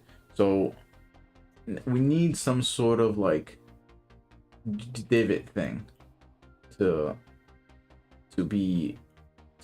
press inside so that we can lock this thing in. Okay, so it doesn't need to be all that much, but we are going to kind of like follow the outline of the cuffs. Okay, eraser, is there a way to make the eraser bigger? If you zoom out, that'd be interesting. Oh, technically it does. All right, anyway, go. on to, I don't know if we, okay, I don't know. We could use some Boolean stuff. You know, we can create, I don't know.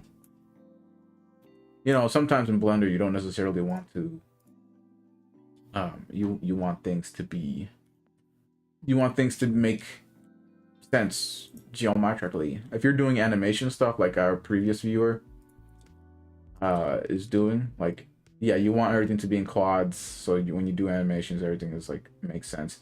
When you're designing stuff on Blender just for like use, you don't need to be like that. There's plenty of time to like design things without having beautiful topology. It works just fine. I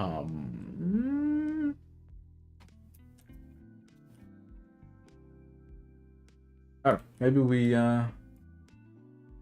grab some more verts. Ooh. What was that? What is that? We've got overlappage. We've got some overlappage. Okay. So you could click that vertex that you want to click and then merge first. Let's see if everything makes sense. What's going on? I see two. Oh, duh. That's because we did that inset from before. Okay. I probably hit all and then merge by distance and then like just crank the distance down a little bit. A lot of it. I don't know. Hit one. See what happens. Oh, 74 removed. Hit one. Let's go to a 1/10 of a millimeter. Okay. Now, I don't know. It's a little janky. You can see that line didn't quite line up. Let's check the elements though. What about these? What about these? Huh? What about them? What I see, I feel like it's doubled. No, it's not. Are they not? Let's see, if you go to view here, 0, 1.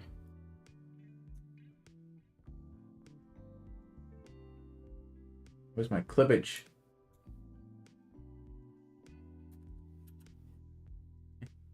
Oof. That's ugly.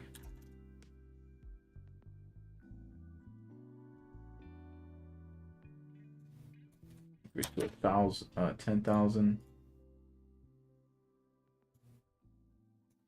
And I don't know, put another 0, I guess. Who knows?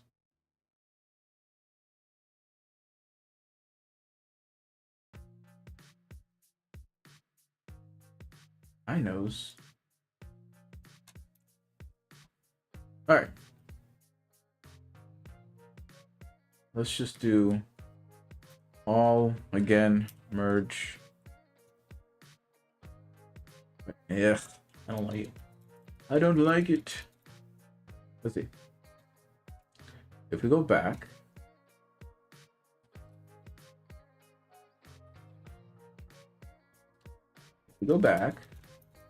to where that bevel was at.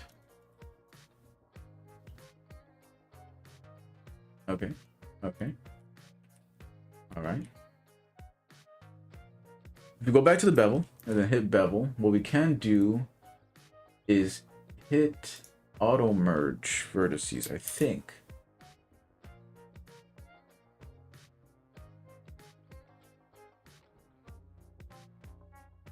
Let's just hit auto merge vertices.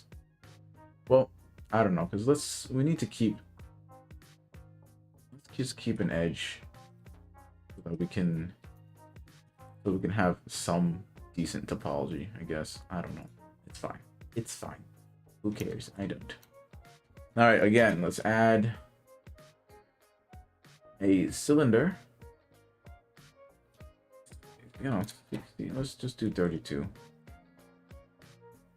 Not that it's gonna make much of a difference when I'm dealing with, you know, 500,000 verses. Okay, so let's rotate 90. Scale X. Blah. Good enough.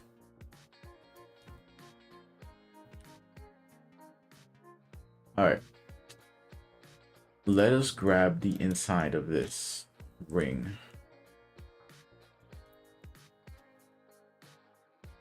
Oh yeah, I guess you could just do grab face too. Inset again. Press I. Inset. Okay. It's gonna look funky, but whatever. It's fine. Now let's just do merge at center. Ew. What happens if we bevel that?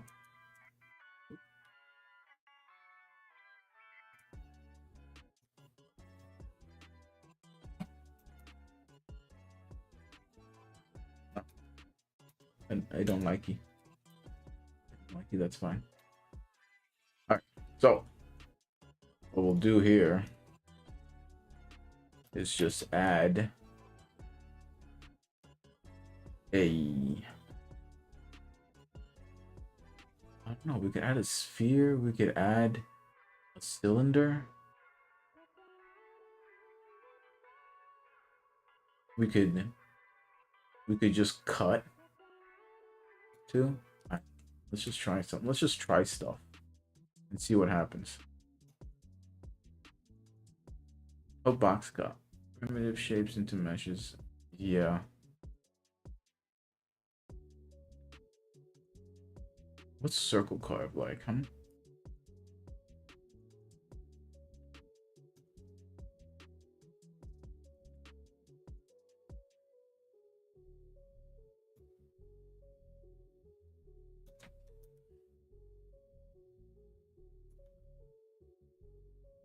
Yeah. I don't know. Yes. We'll boot your dog. Okay, but is that...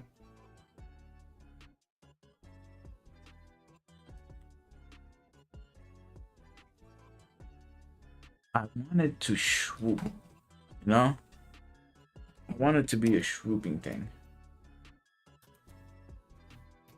So it's more like I just want to cut out a sphere. Honestly. That is cool though.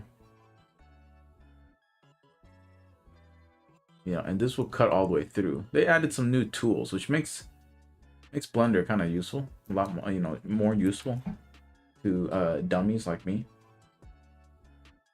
But say we add a sphere, a UV sphere.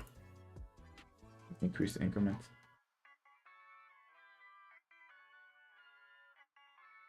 Just to make it smoother.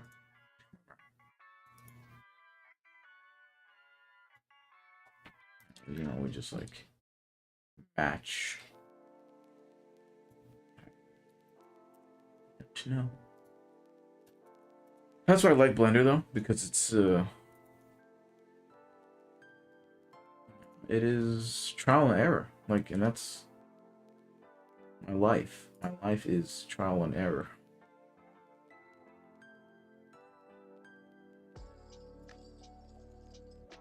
Alright, so looking at my buddies here. He goes about halfway. Almost halfway. Halfway would be here. Almost would be here, I guess.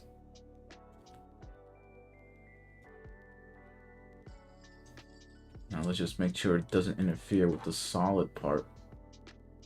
You see here. Which is fine. You also have to think about the thickness of the plastic. The thickness of the plastic is going to give you a 1/4 inch more or something. And so something like that, perhaps. I know it's touching. But also kind of keeps it locked in, you know what I mean?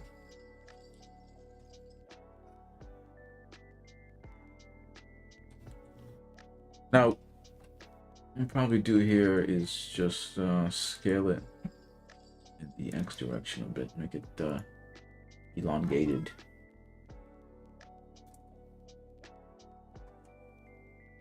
And just like his version here.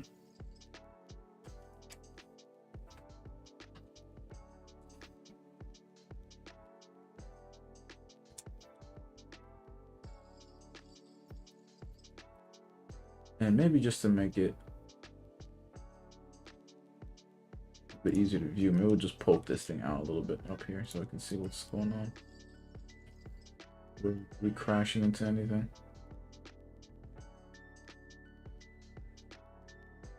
You can see we are overlapping on that side a little bit, but I don't think that's relevant.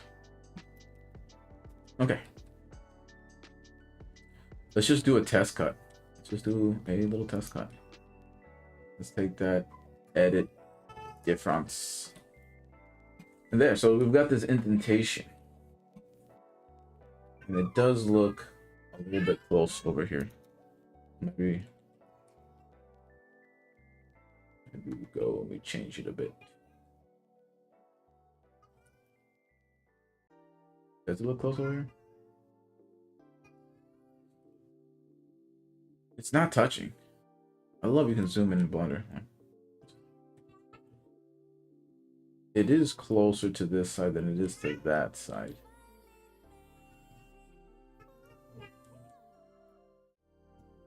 I hear my baby upstairs. It's calling me. Dad. He's so adorable. Alright, so we elongate this maybe a little bit more. Maybe bring this over. That might look good. Do it again. And like, honestly, that's probably good. That's probably all right. He just goes in and presses it in. Now, I said before he's gone about halfway, and I didn't include the thickness of the plastic, which is going to be, I don't know, it'd be 1/16 of an inch, 1/8 of an inch. You can call it like that. I call this as that season.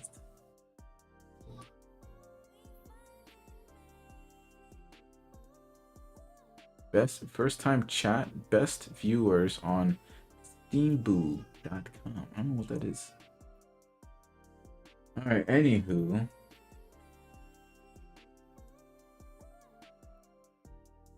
What do we do now? Can you guess? That's right. Take another duplicate of everything. Step by step. So we know where we screw up. I'm just like, and I do this, I've been doing this ever since I started Blender. It's just like creating a timeline. And it's not always optimal, but it is useful. Difference, okay. Make manifold, make sure to make manifold, everything looks all right. We're gonna put another mesh in cube, scale this sucker up.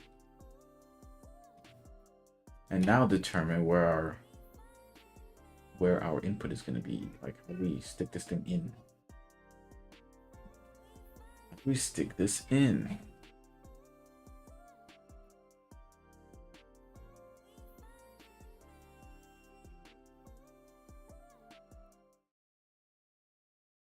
Noting that the important part that's going to be retaining this is the input, is the apex of that cylinder. And so the other issue, just noticed, is that we're going to squish this down.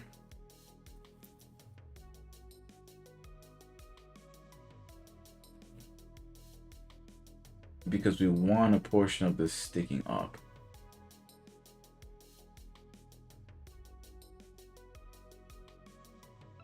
We do want a portion of this sticking up. I don't know if we could do something crazy just to match. Just to match what he's doing. He kind of has these points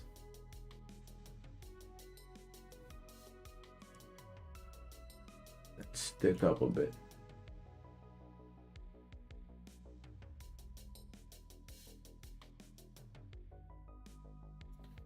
Optimally, you'd probably do this and you do this like as a mirror modifier. Okay, yes, I know.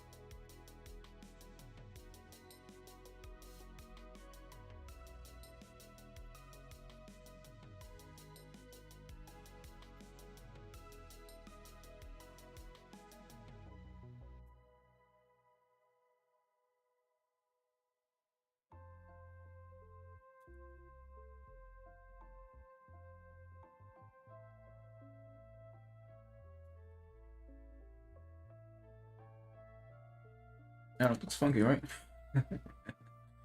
Looks like Kirby is sitting down on something.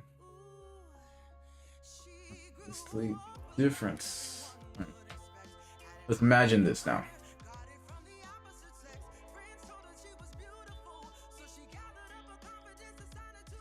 Imagine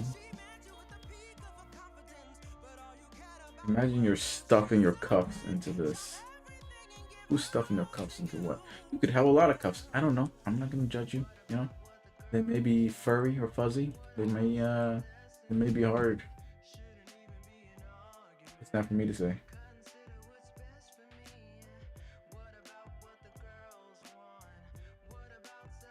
Let's say we had a difference there.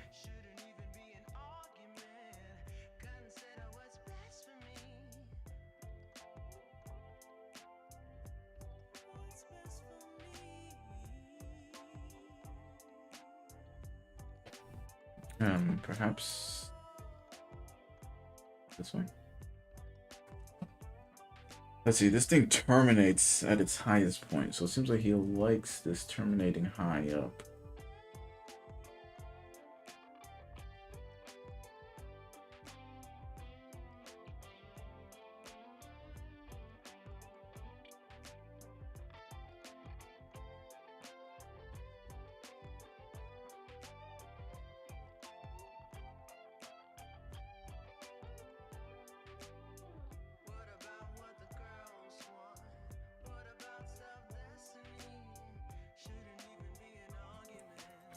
Probably didn't need to make this thing so big. I didn't make these things so big.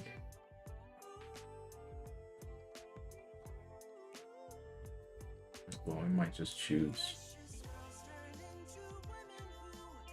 something that's a little farther out on the same line. Again, optimally, just do this in mirror modifier.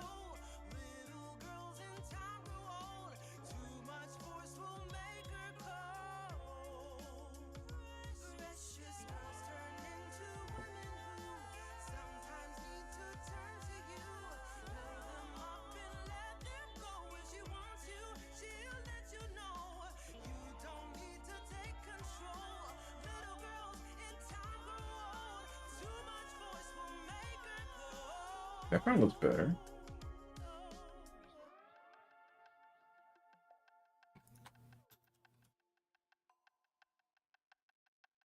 Cube again.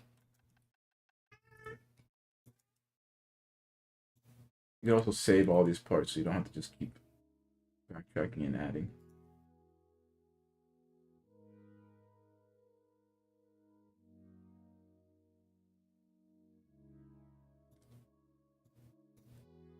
Try that. Okay, so imagine up.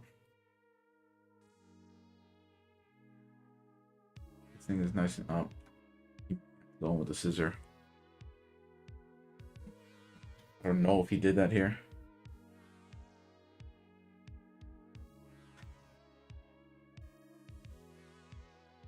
I mean, that's an interesting thought too. Yeah, going with the scissor.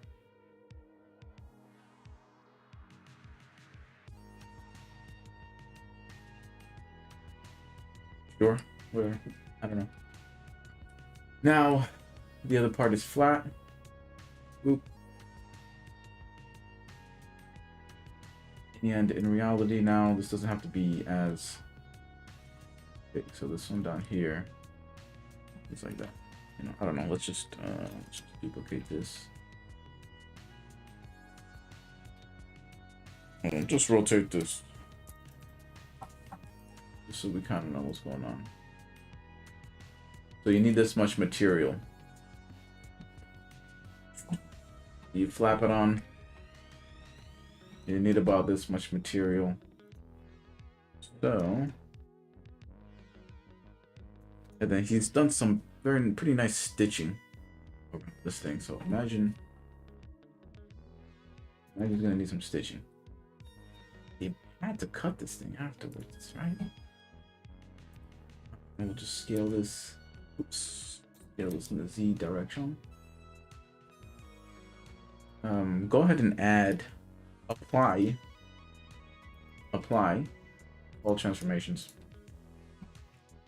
so that when we're scaling this scans a little more evenly. Did it even? Whatever. Wireframe mode. Whoop. Oh, I'm still in the cutter rejigger.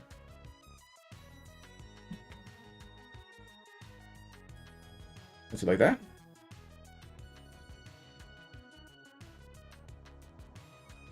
You will need a little bit here. Over here, not so much. But whatever. Something like that, I guess. And this portion can be deleted. And this could be scaled.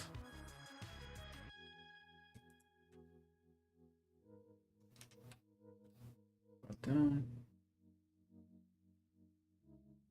Just in case he might need something that will help create a little opening so that any water that gets inside this thing will spill out. Let's go into wireframe mode and see where we're at. So is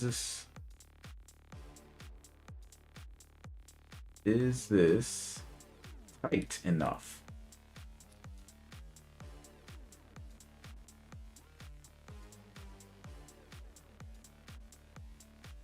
You make it tighter by just bringing it down.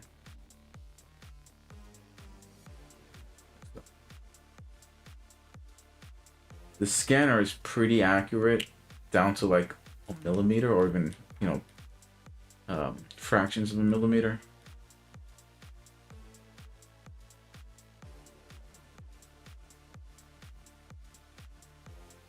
So bring this side over.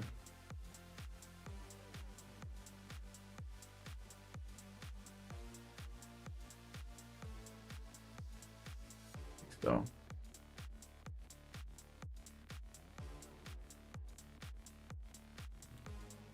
that should somewhat create our mold, because imagine that you can put a 1/4 inch thick of plastic, just plop, plop, plop.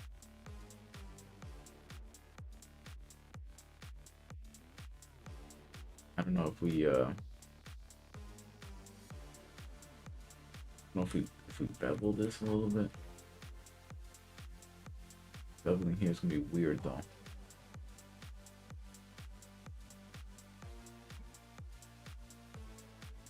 Trial and error. around there?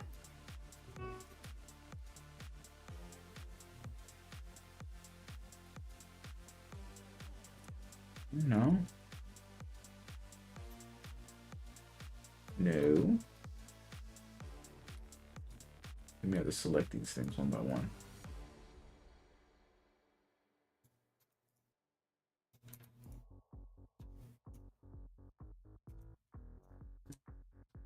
Now you see, it wants to. There's a couple different ways of grabbing. There you go. You just gotta keep trying.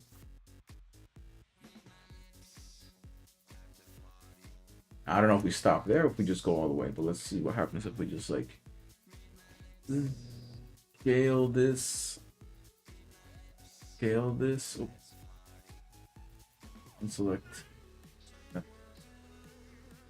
We scale this a bit. But I kind of want to scale this without changing, without deforming the Y. So maybe we can scale this and walk the Y axis.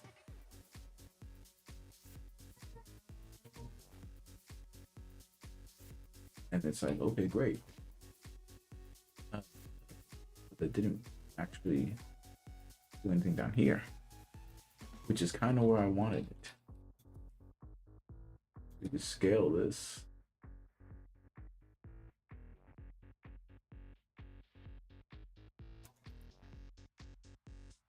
That way.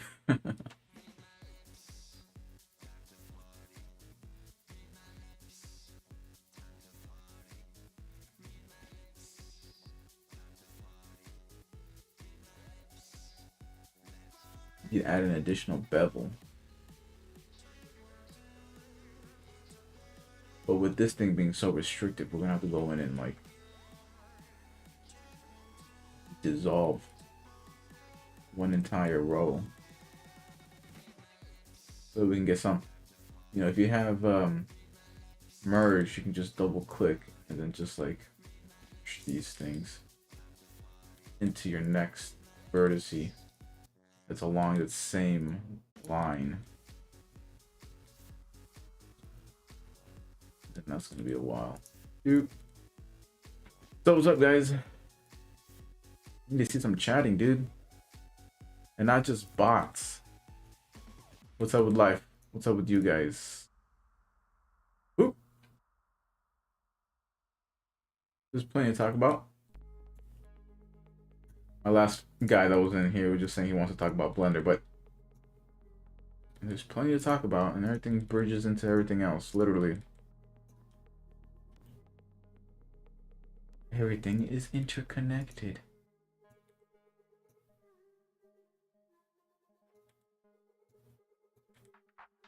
I'm gonna do this so much, I'm gonna get a six-pack on my thumbs. And that's not even a little bit possible.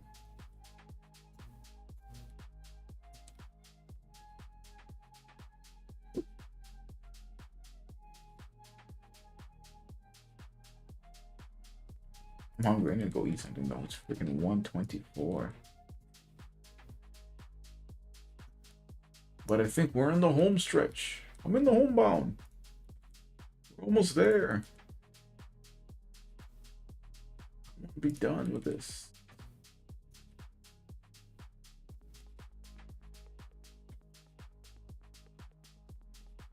For a friend, and he kind of wants to start a business, so I don't think I'll be making this thing public. Well, not the model. And there'll be many tweaks that we go from here. What he likes best is gonna be his He's a cool guy. He raises chickens, which is a good idea. I mean, dude, raising chickens back when eggs were really expensive. Now they're just expensive, but expensive. He brought a bucket of eggs to my house, and I was like, "Oh my goodness, that's awesome!" Because I cook breakfast for us every morning, and my family of 4 goes through like 5 eggs a day, at least. You know, that's what what's with me not making pancakes. If I make pancakes, we're going through at least 6 eggs a day. So he brought like a whole like I want to say like 2.5 or 3 gallon bucket of eggs. I was so happy. I've never been happier to receive another man's eggs. It was like 50 eggs. Great. Good for like a week. No, I'm just kidding. Good for a little while. Kirk. And they're delicious. And they're homegrown. Some homegrown eggs. Home laid eggs. What happens if we bevel now? Please. That kind of works. What's going on here? Whoop. I mean, a little bit. It gives me a little bit of a bevel. I've got it locked at C. Let's unlock it so we can have a nice bit of clipping. And bevel. And what do you think? What's hanging us up here? It's gonna be this part that's hanging us up here. We could take this and merge over along. Try to do this to the opposite side. Take this and merge it over there. Reselect all of this again. Again, you can like do your little shortcut. Make sure you've got everything though. Select all your garbage. Bezel it again. Yeah, and as you can see, you can get a little bit wider of a bevel.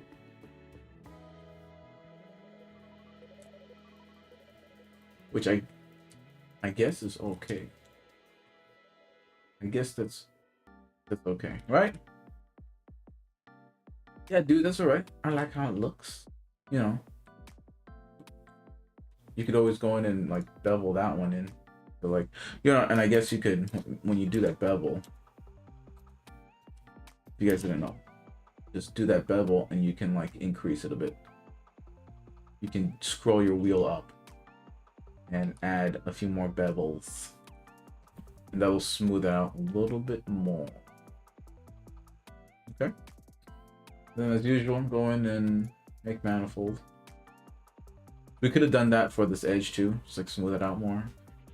But I kind of like this angular look, and I think he might like that too.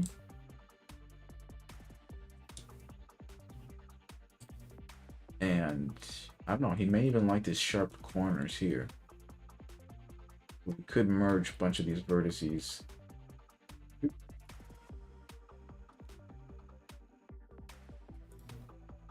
We could merge a bunch of these vertices and see how that looks.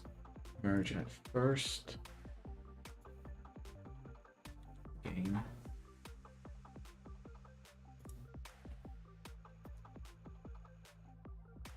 Merge at first.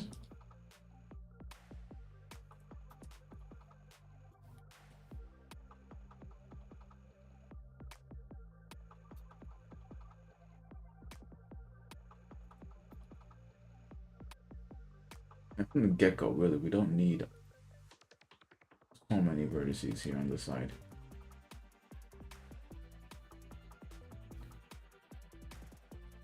Again, this is probably not optimal, but this is how you get shit done.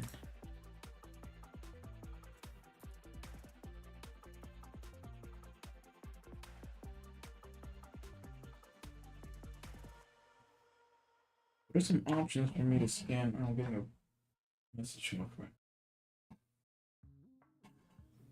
Okay, sending you a cast for two silicon projects.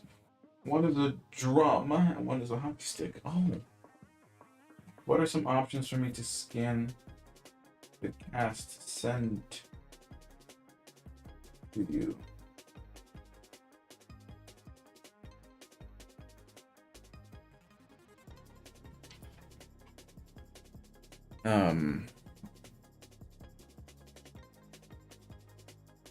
Scanner options, dude. We were just talking about scanner options. I use scanners all the time. I started with home.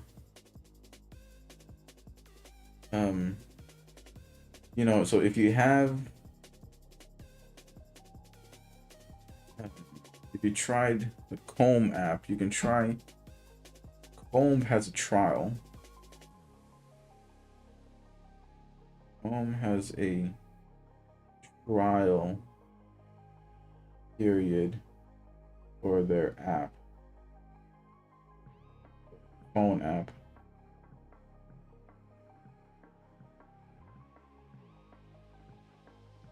I used to use that.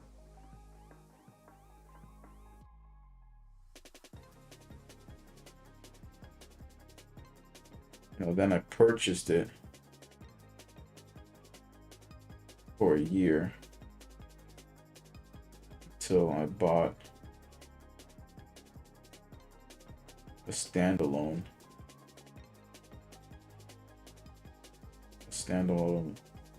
scanner.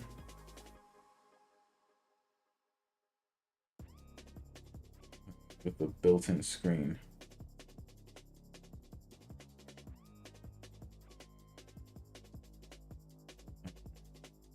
The Comb app is not bad. They have a trial period. You just need an email, and you can download the STL. And then I just immediately, after the first year, I moved on to buying my own scanner. All these other, but I mean, you're gonna have to purchase it. Phone has a trial period for their iPhone, for their app.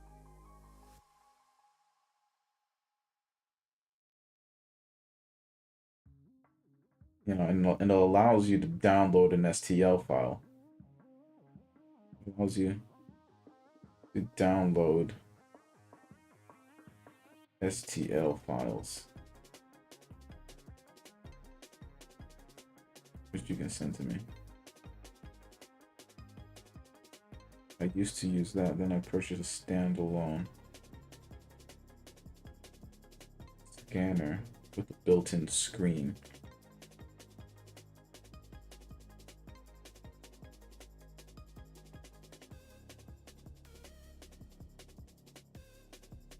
OP. Scan the scanner. The standalone scanners are even a little bit more accurate. But a standalone, okay. With a built-in screen, which is a little more accurate.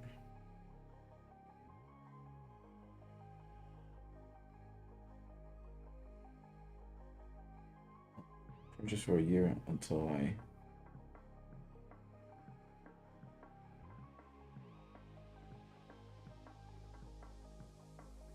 decided I liked it. I liked the workflow. Bought a standalone scanner with a built-in screen.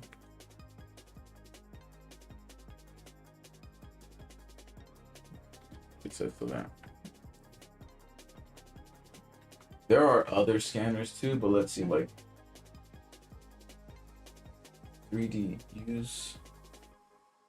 scanner app says you can use a video of an object as you move around it.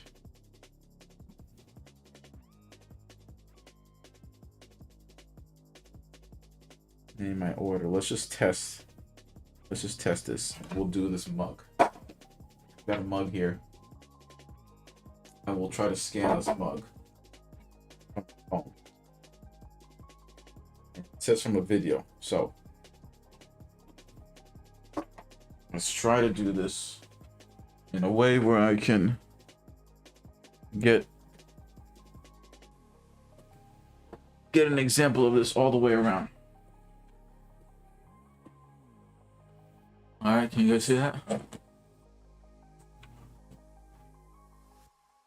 Yeah. All right, so I want to scan this mug. Take the video. Oh, my mom was leaving.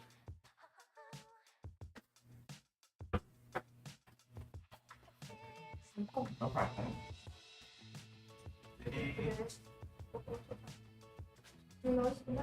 Oh, yeah, makes sense.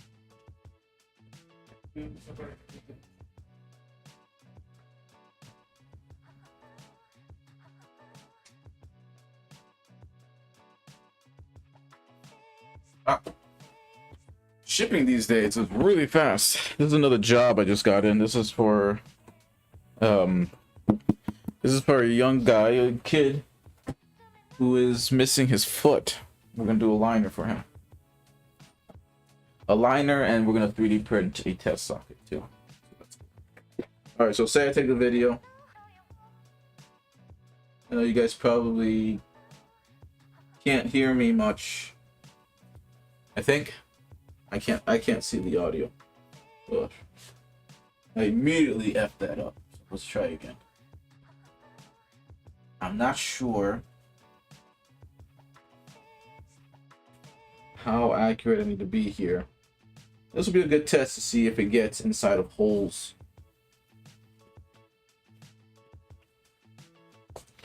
And about lighting. And if I don't get this thing in frame all the way. And then how accurate with this would be.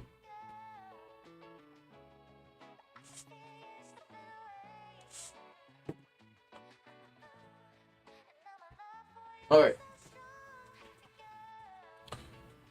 So, say I took that video, go back to the scanner app, which is 3D Scanner. It's the pink app with the cube in the middle.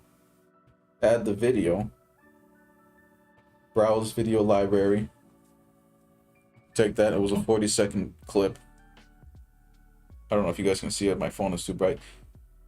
Submit it. And it wants to charge you money. So, no. Okay.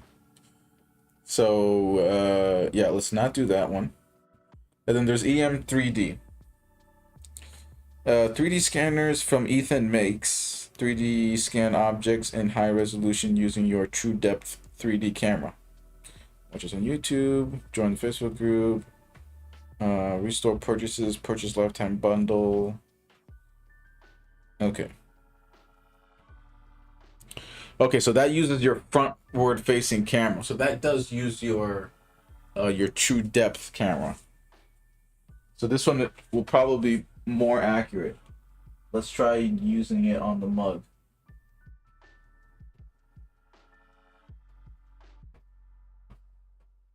The only issue is you can't really see inside.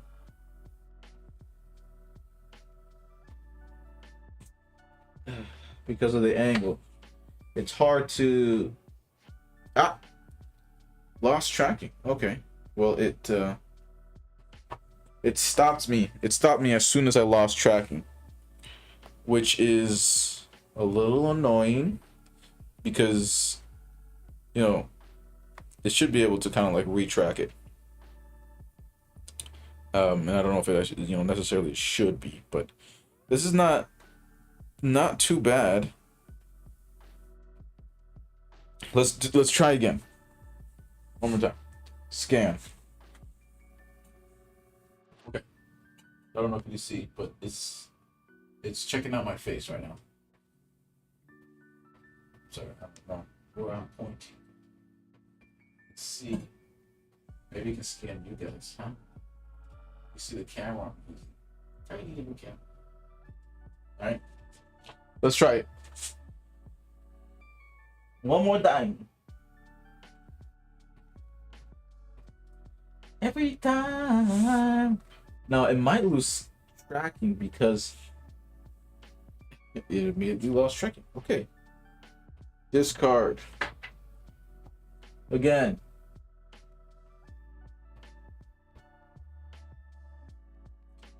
It could be because could be a lot of reasons, but losing tracking, it's too much losing tracking. Discard. What if we did this microphone?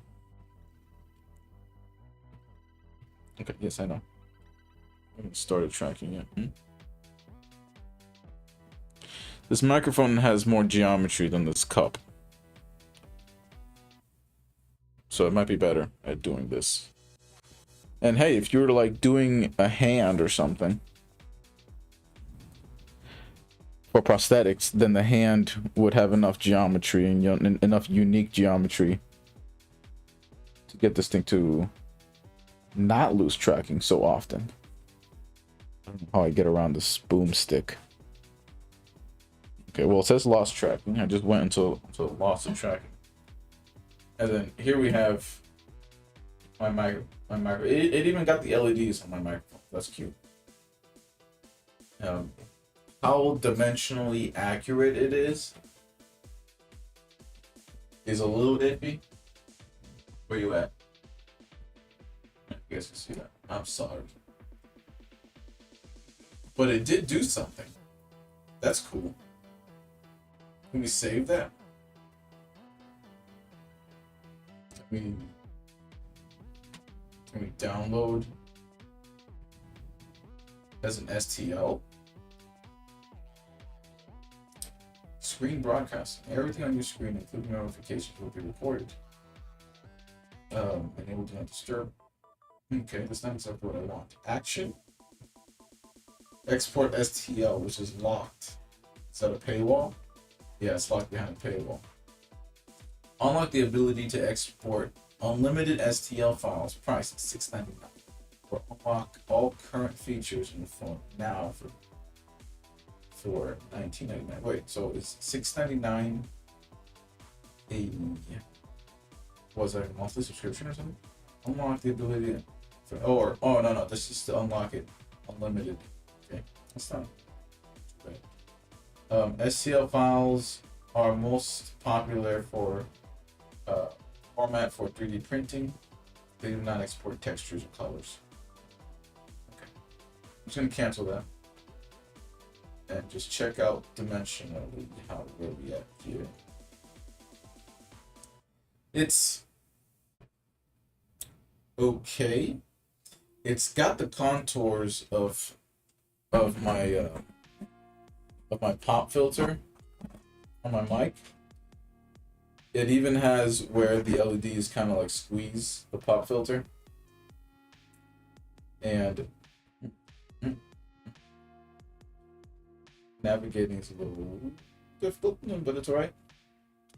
The on button, or the volume button, pickup, is not smooth, it's not crispy.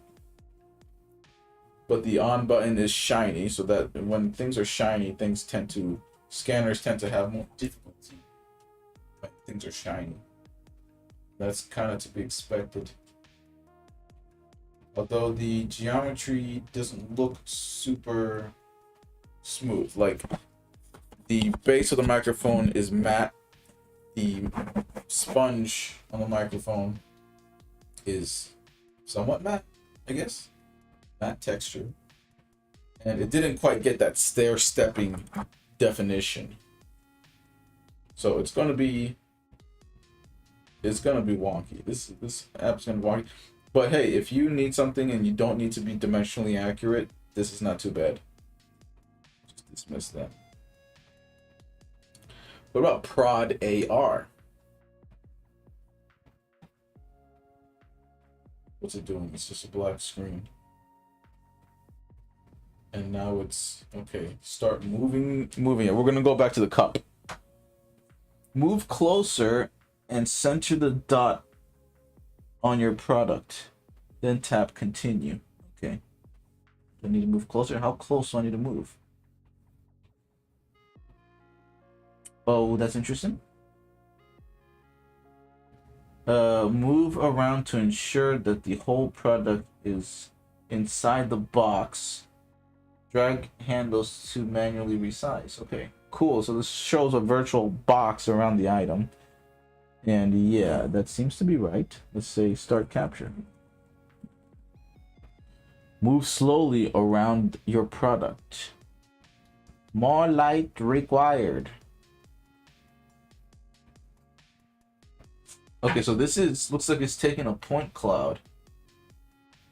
It says more light required, which I could do that.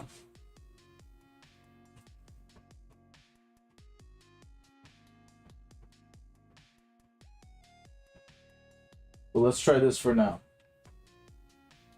Especially this backside is probably going to be kind of dark.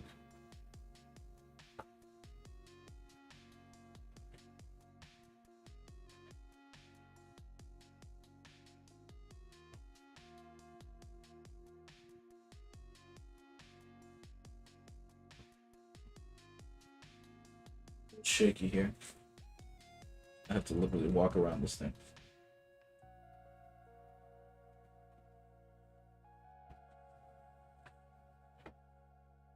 It's got some sort of audio thing. It's kind of like doing a. It's playing a note, and then it's got little vibration indicators. It seems like it's vibrating whenever it thinks it's got enough of a point cloud. Okay. First segment complete. Oh, for best quality, do 3 segments. Flip this product. Flipping this product is not recommended. Oh, okay. I thought it was going to ask me to flip it. Capture your product again from a lower angle.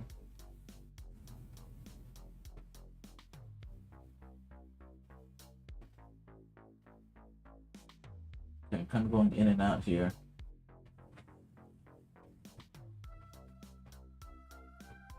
And I bet at some point in the future, like Apple or whatever your Android is running, will probably make available some 3D scanners that are free. Because, I mean, it's a software thing and it's kind of similar to like taking a picture. And since we got all this like artificial, I mean, there's AI too, which could help. But we've got a bunch of, like AR technology, right? And vision systems now. It could be built in, right? Because imagine you want to take a photo or a video or something and you want it to be 3D. Well, you take a scan. It'll be some sort of scan. All right, let's take this is from a higher perspective now. It feels like it's not quite capturing thickness, which is okay.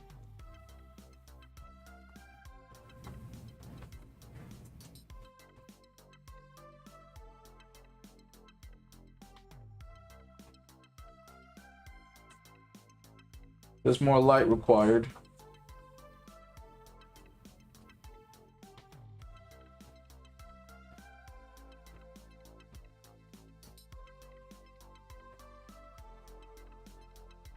I do like the audio interface thing. It's kind of telling you where you're at a good distance away from it. You get too close and the tone kind of like changes, and then you get farther away, and it changes. I don't know, to a more pleasant tone. That's interesting. I wonder if they have some like music theory behind this. It's not that it's singing a song. It's literally a tone.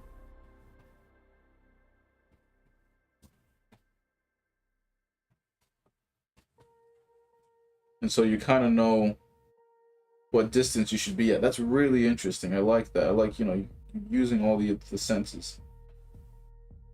Come on!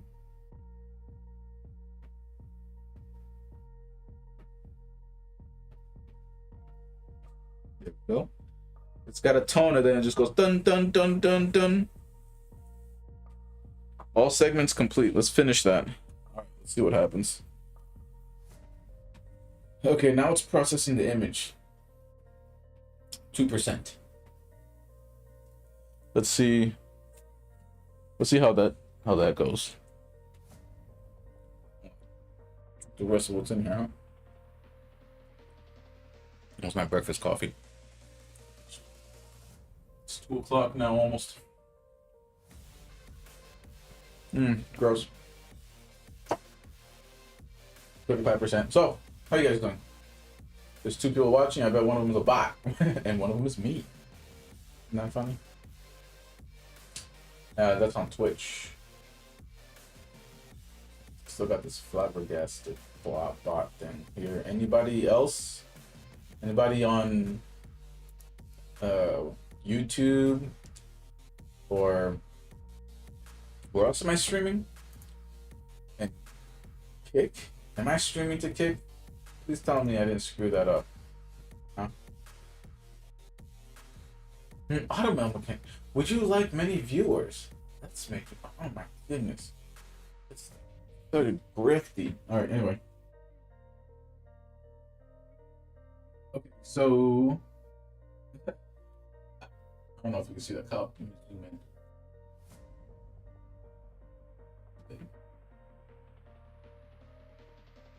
I gotta. I'm sorry, you can see the chat. It's peppers. Right. Gonna aim it away, right?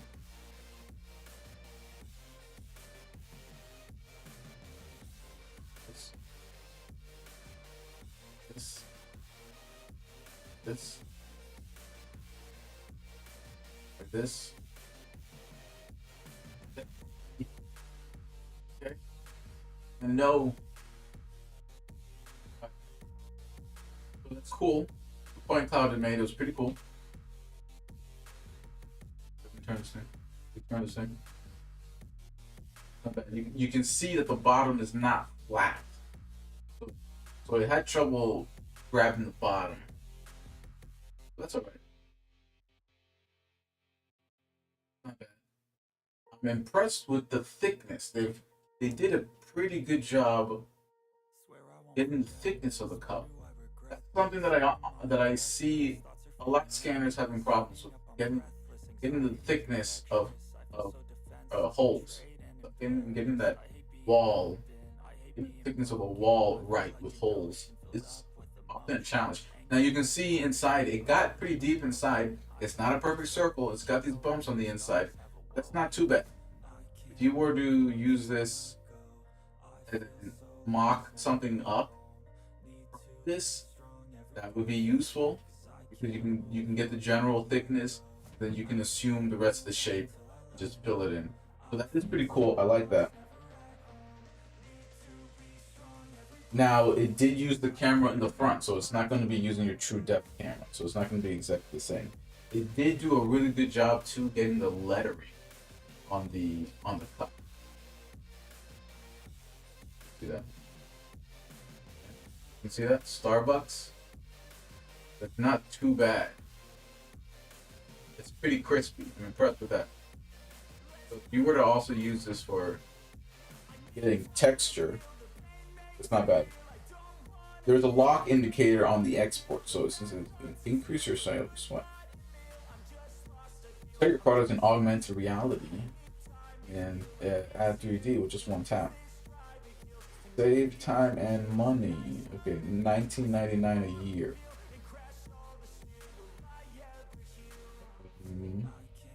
Oh, you can kind of do an overlay where you overlay. It disappeared. AR, so you can kind of do some AR, and then just look at the object itself. If you were to export, it seems like you could export. I'm gonna email myself. If you guys ever want to send me anything, link is in Link is in the bio.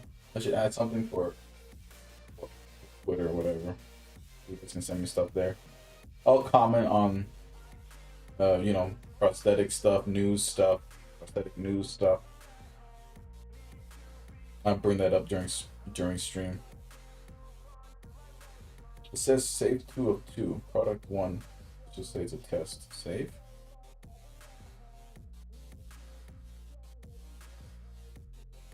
I guess there's AI here at the top. Oh, it's probably an affiliate. There's another affiliate down here. Business Amazon. It's just their affiliate links.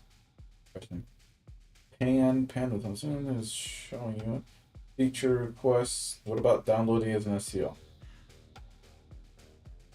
Can you do that? No. By allowing customers to visualize. Okay, this is something for if you have customers that are interested in grabbing models or something. I don't know. Okay, so download. There's a download thing. Create an empty folder. Drag and drop only one 3D file, texture, MTL, or .object into the folder.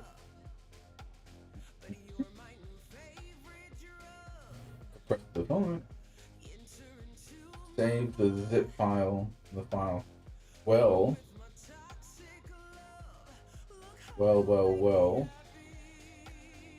If it's an object, I could import the object into Blender. And from there, do something else. Okay.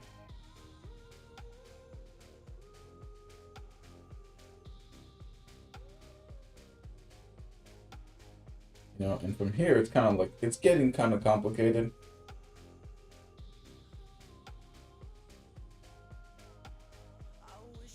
And so I don't know if I would use this.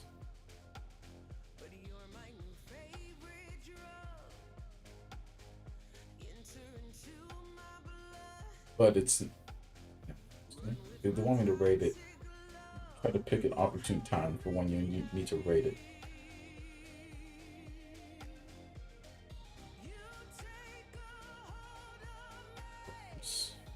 You know? Just wanna download into something.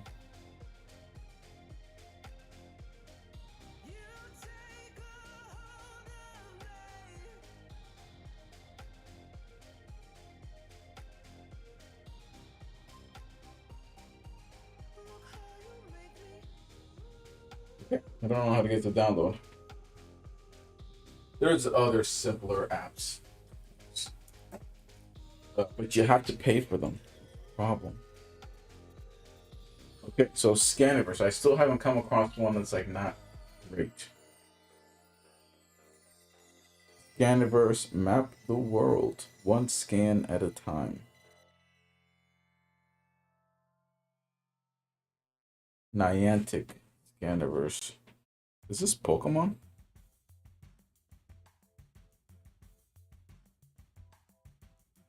Contribute to the scans and real-time 3D mapping of the world and help build the Scaniverse. Oh. This is gonna be like a, it's like what, a database of the whole of the world being scanned. That is cool. But that means this is gonna be geared towards large objects, and there's a mapping system. It is kind of like Pokemon.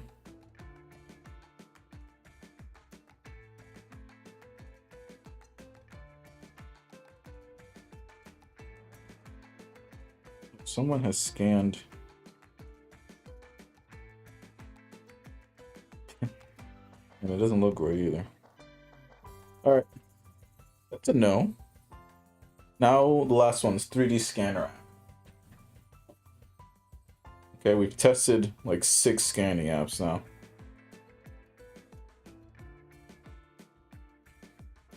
Alright.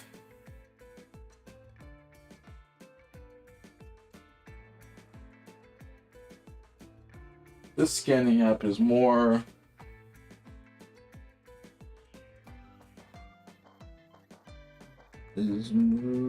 more like this is for scanning a whole room rather than a particular object.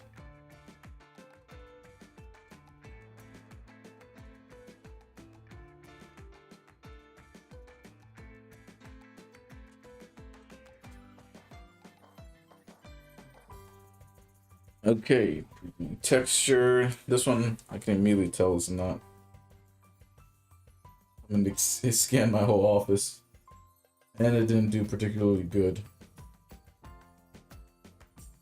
It didn't do particularly good on the cup, but let's try to optimize the mesh. See what it comes up with. But I'm not. I guess that's cool if you're just like scanning the entire room. Woo! I can see it try to like overlay the cup image onto a 3D scan, but it's just blobby. It's just a mess. You can measure and stuff, which is cool. But if we measure the distance on the scan, yes, well, can we do that? Oh.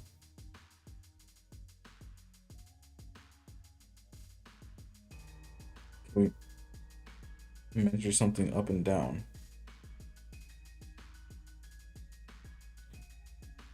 The scan, the cup blob. The cup blob is roughly 8.25 centimeters. It says. Where's my caliper?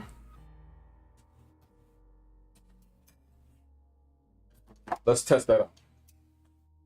1 millimeters here. 114. We're off. We're off by like 20%. But that's to be expected. All right. Okay, so yeah, when it comes to scanning, it's difficult to get a good scanner. My scanner was $2,000, but it does the job. And you know, since I'm running a business here, I don't mind investing where I have to. And that thing has become pretty essential now. I used to use the phone app, Comb, C-O-M-B, for prosthetics and orthotics. And that one is much better. It uses your front-facing camera, your true depth camera. So you're gonna get a decent scan with that, and it's pretty accurate down to like the millimeter. You get a standalone scanner, you're talking about accuracy down to like 1/4 of a millimeter, which is great.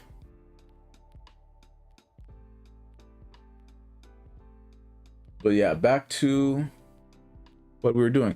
Let me know if you guys have any questions or, you know, for recommendations or whatnot. There. I just stabbed myself with my caliper. That thing is violent. I'm bleeding. Owie. I just measured. I could measure the cut, actually. Alright, so we're about to be done with this. Okay, we are going to probably print this as part of this plate, but also standalone, just like this. And we're gonna send that to my buddy. We're gonna see if he likes that. So this is pretty much done. The inside doesn't need to be cut out because it's just gonna be this press fit thing. It would be cool to figure out how to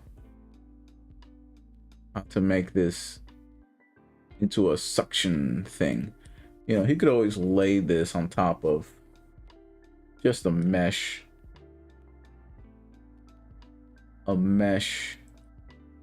with a suction thing underneath. Let's just get this right.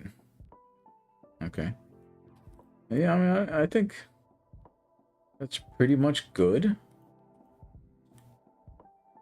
It's going to grab the inside of the cuff fairly decently. I don't know. There's some space though. There is some space. You see between the edge of the cuff and the edge of the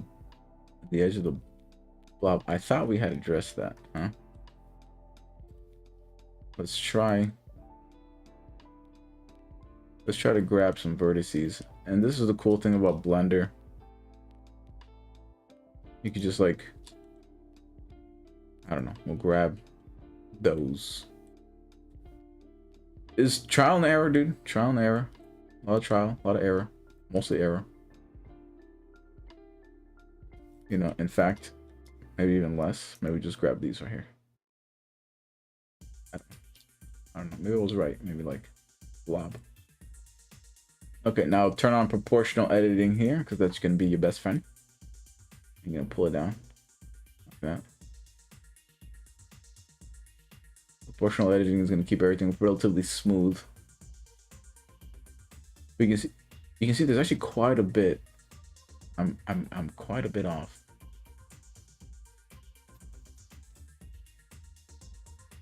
Oop, oop, oop.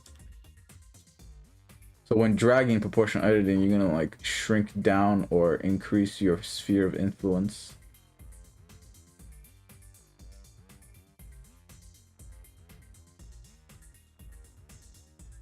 So we want this thing to be relatively smooth.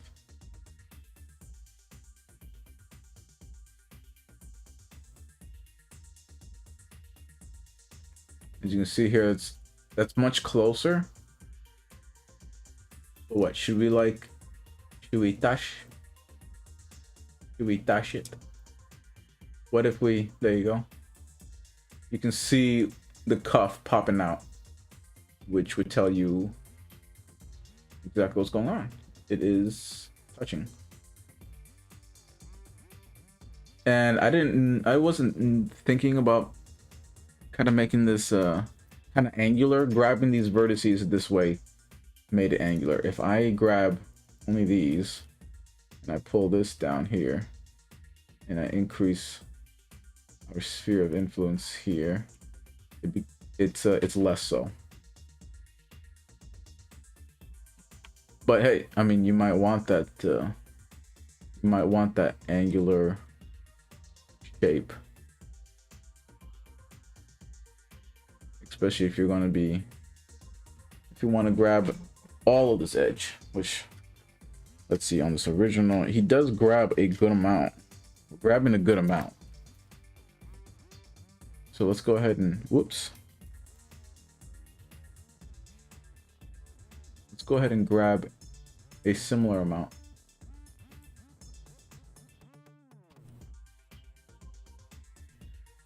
And then bring it down. Down, down, down, down.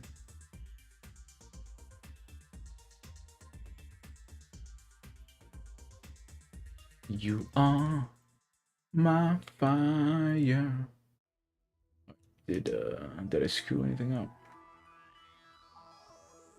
We're poking a little more out, but I don't know if we go to wireframe and just see how he's doing here.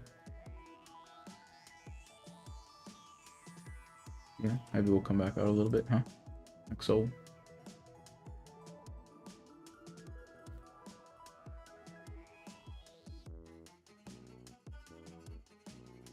We just check to see how much we're grabbing here, how much is touching, you know?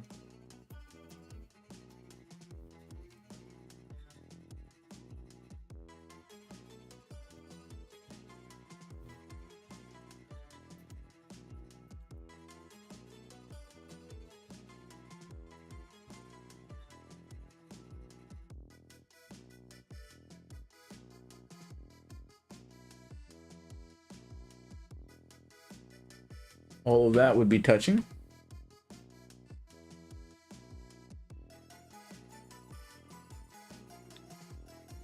And that's pretty cool, I think, right? Except for this. What the hell is that?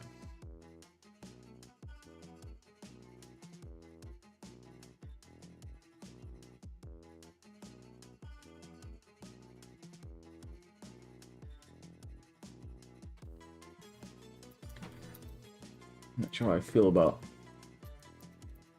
Oh, I guess that has nothing to do with that. Okay.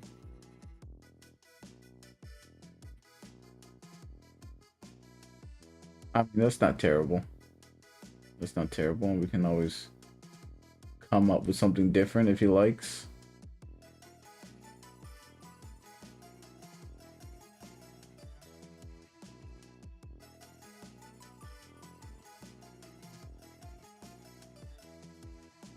And this should grasp pretty well, if anything. Maybe even too well. I don't know, okay? I just don't.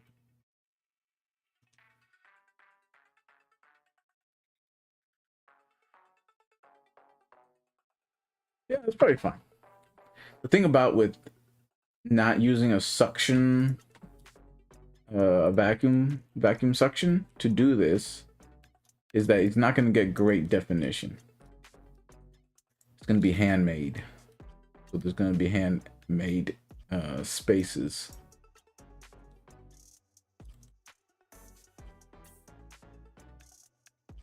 Yeah. What's this? Why do I always feel like I'm looking at two lines here, huh?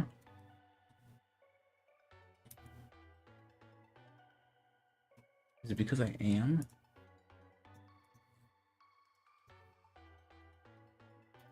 Let's just merge everything by distance again.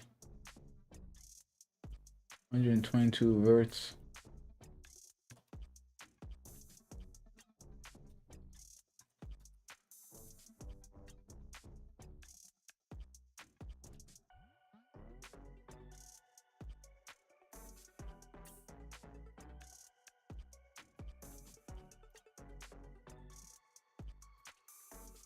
Make this manifold.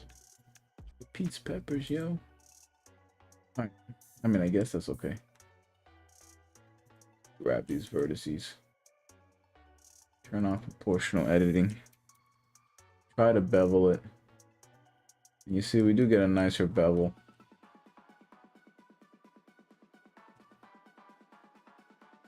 A bevel that kind of matches the contour a little bit more. Contour the cuffs a little bit more. Happens if we grab this one too.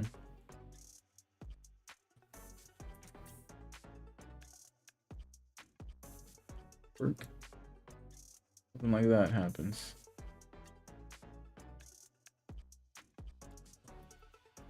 What happens if we grab that one too?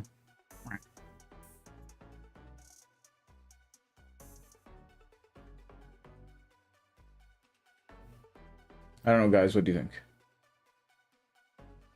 What do you think?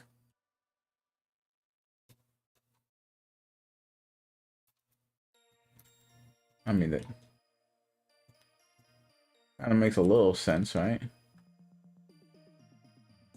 We don't need to worry about sharp edges. But see, double tap G and bring that over, just merge them all together. Since he's not using a vacuum machine, the sharp edges are gonna be moot, because you're gonna create round edges on your own. Okay. Merge at first. We're gonna do the same thing. Just, oh, yep, just merge all the vertices.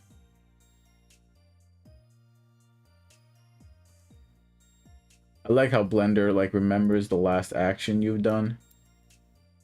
So you can just quickly you don't have to move your mouse to the last thing. If I said at center,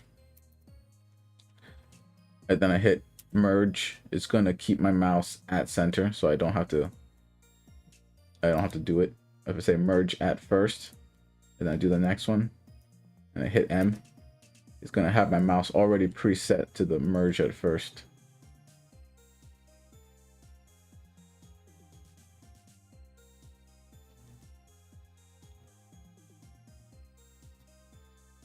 Merge at first, so you don't have to think as much.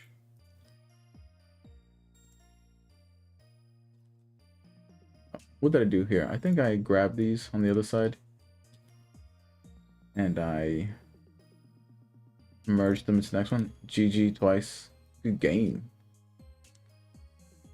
Make sure you have merge vertices, auto merge vertices up here. That looks like ellipse or something to me with two balls on the end.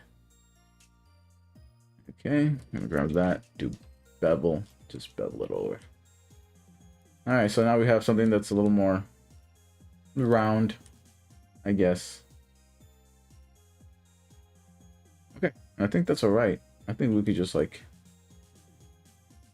kind of save what we're doing, because last time I didn't save, I had to start all over again.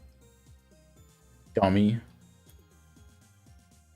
Duplicate, wait 5 minutes. Just kidding. Now we're gonna go ahead and print this, I think. After we figure out, like, I don't know, what kind of material do we print this in? Something that's going to be somewhat high temperature. I don't want this thing to stick to the other thing. So, and I you know, I hate to say this, but AI is not bad for these purposes.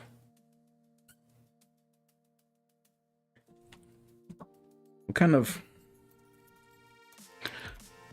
of 3D filament?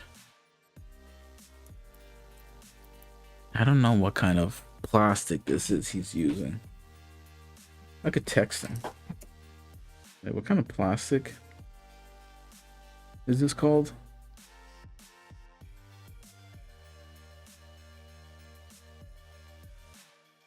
Let me just text him. What's the name? What's the name of... Let me see. Finishing up some models.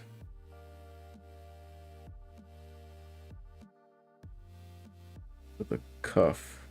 With a cuff. What's the name of the plastic you're using?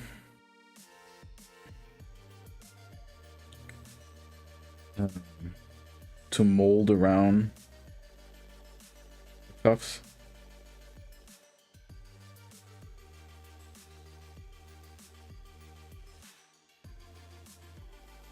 I want to make sure to print it.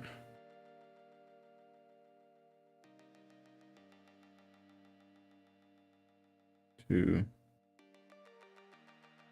try and make sure to try to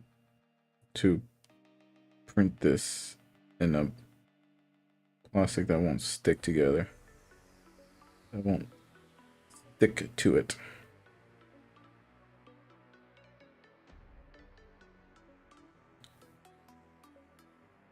You could use some pan spray or something. Pan spray or silicone spray as a separator.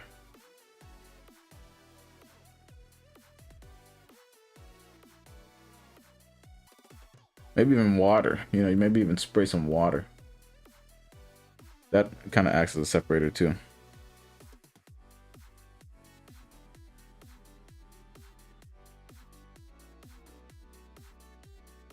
Spray water.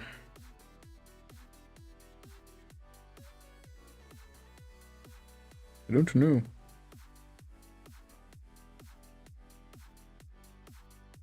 Could you put this plastic in boiling water and then soften it up and do the same thing? That would be interesting.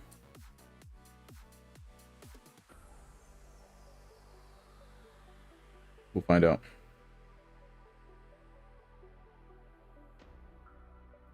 God, my friend just sent me a video of myself. Boy, I'm going bald.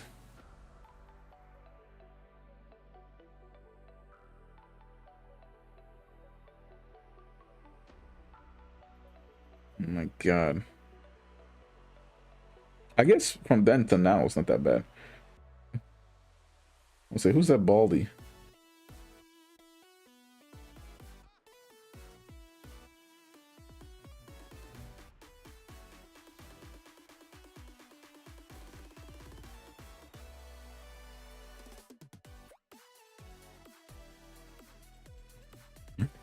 Oh, he was screwing with me. Friends are always screwing with me.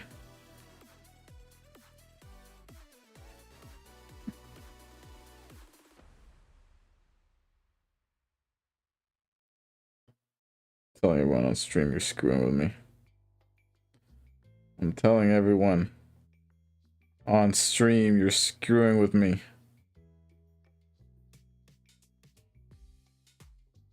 You like to screw with me.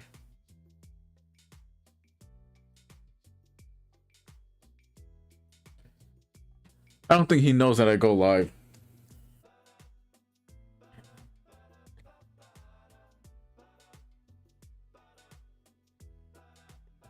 This freaking guy. I do love him though. All right. Let's export this thing. You could select everything and then just export it all together. You could join them. Control J, join. I don't know if that, yeah, it keeps all the internal geometry the same too. You could do the same thing by hitting edit and union. That melds the geometry, so you can see you've lost the internal geometry, which you may or may not want to do because you still might want to like move stuff. And like I said though, you can just like export it all as one thing. Okay, so let's just double check, make sure everything kind of like makes sense. All right, we'll go ahead and make manifolds just to make sure on the right that everything's like watertight is the common thing to say. And then export. So I don't know why my export thingy is red. Let's just make sure. Now you can't see this part, but I'm just gonna make sure this thing has saved to the appropriate place. At 2:23 p.m. We make so many designs that this timestamp is really actually comes in clutch for trying to figure stuff out. Export. There you go. We've exported it. I can open it up. Now I just need to change my scene so you guys can see the bamboo slicer. Can I? Let's wait for it to open. Gotta wait for it to open. Be patient. What are you guys playing recently? I said earlier I'm playing Destiny Rising because it's free and I'm cheap. Does Destiny Rising? I like Destiny. It's PvE, PvP, and PvEVP. But the thing I really loved about Destiny 1 and 2 was the PvP. I did so much PvP. I killed so many people in PvP. I think I have a tally. Like back in the day would show you like how many kills you've gotten like over your whole career of playing the game. And I just had like tens of thousands of kills, 50, 60,000 over my few years of playing that game. Anyway, so I've been playing Destiny Rising. I just started, which is why I got this controller. And I said before, like, it has the 4 buttons in the back, so you can like map this to the buttons. I usually map them to the letter buttons. Oh, you know, the Y, X, A, B for, you know, like reloading, and I guess not sliding anymore. The controls have changed a little bit. Jumping. There's jumping while you look down sights is really key. For me, at least. Especially when you're trying to chase people. In PvP. But, you know, Destiny Rising seems... I can't find PvP. So it seems to be PvE only. Right now. For now. You guys let me know what you know. Because I really wish it were PvP. I mean, there's other mobile games that are PvP, right? There's Call of Duty. There's... Call of Duty, there's Fortnite, there's what is that other game called with the pan, whatever it is. There's a lot of PvP games, and I don't see why I was about to say Bungie, but I don't think Bungie made this thing. I don't see why Destiny... What's going on? Why can you guys not see my bamboo slicer? Hello. Let's try to change it.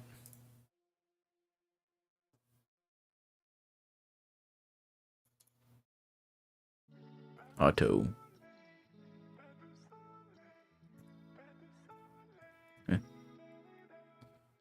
Okay, what? I switch you over to Windows and it, yeah. Yeah. Yeah.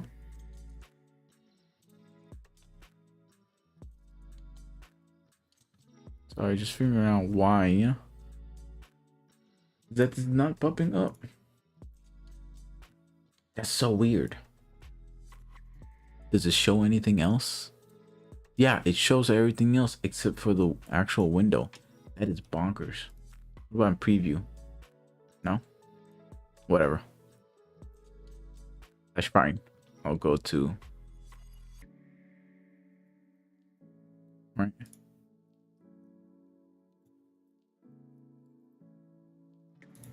We'll just go to window. Window. Alright, so you see the window. Yeah, you'll see the window now. That's fine. Alright. Okay, so immediately I know that's not going to fit on the mini, on the A1 mini. I think.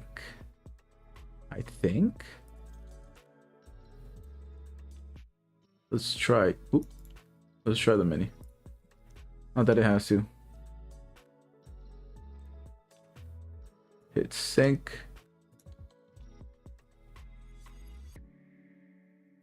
Yeah, usually when it moves it off of the plate, it's a no-go. Gonna hit reverse. Control Z. Alright, that's fine. It's gotta be printed on the A1 large, or depending on the...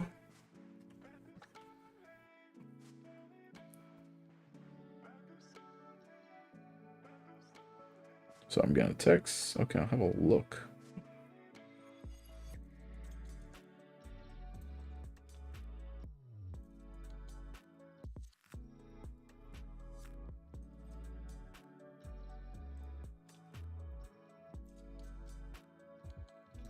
Oh, he doesn't have an iPhone. Oh, you don't have an iPhone? Oh, you're not. Oh. You're not. You're not on an iPhone? Oh. You're not. Are you not on? Are you not on an iPhone?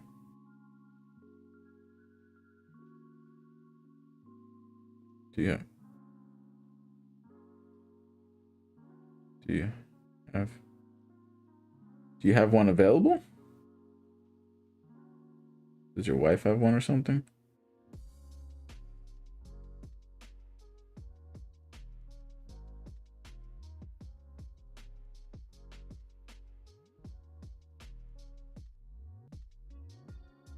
Does anyone around you have one?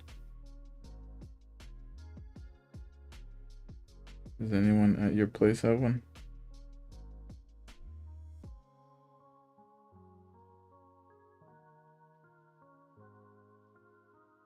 An iPhone? I guess it's only for iPhone.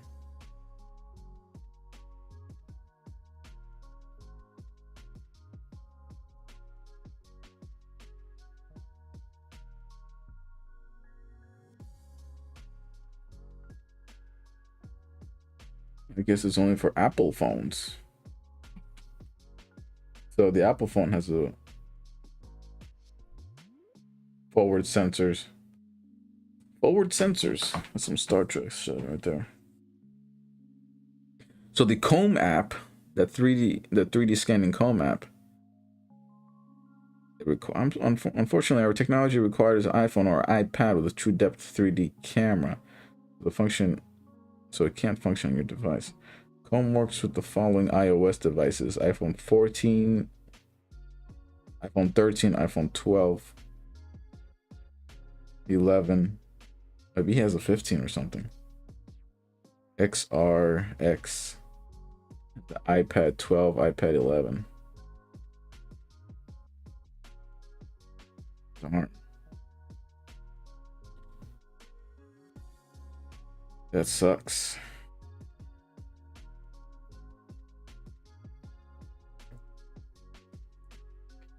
My friend is like, you should tell everybody. I'm telling them you're a jerk.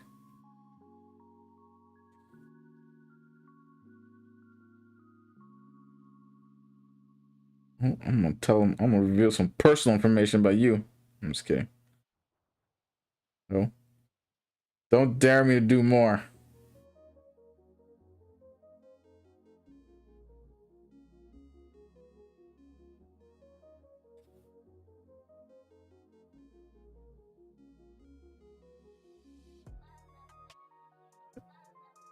Don't dare me.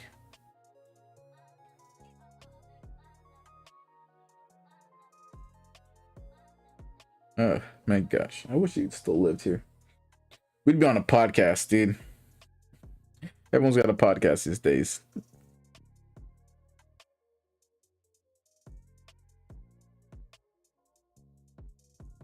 I'm so depressed.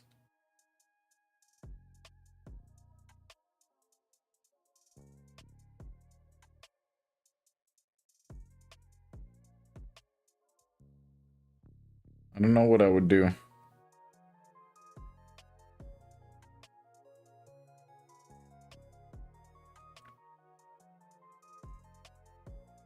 Stream it on YouTube,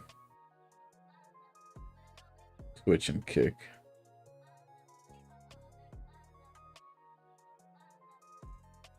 All right, anyway. So, yes, so this 3D scanner app, so we're going to need a true depth sensor, huh? So that's the forward, no, that's the face camera on this thing. Okay, overview. Okay, so here we're ready for printing. Let's see how long that would take. Strength, 2 walls. I would like this to last them a while, so we'll do 3 walls, 15%. As long as it's not gyro, it shouldn't fill in the inside too much.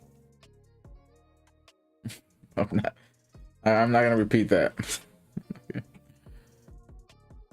Okay, I'm not gonna repeat that.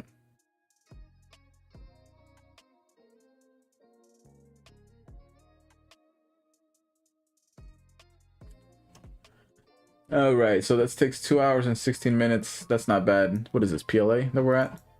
I'll probably do, I don't know, at least TPU arpeggi or something. Do the corals poop. Oh my god. There was this time me and him went to a fish store where they sell like fish and corals and stuff, and a lady over there just stared at me and she was asking me questions about corals. Do they eat? And then she just asked me, do they poop? But do they poop? Oh my god. I was like, the correct answer is yes. Kinda. They regurgitate is what it is. I said no, but I should have told her they regurgitate. That was so, I've never had somebody, I was just taken aback and had never had somebody ask me, do they poop? Oh my god. I was like, what? That's so weird. It is an interesting question though. Shocking me though. I was like coming out of high school. This lady's like, do they poop? And she's like wide eyes staring at me.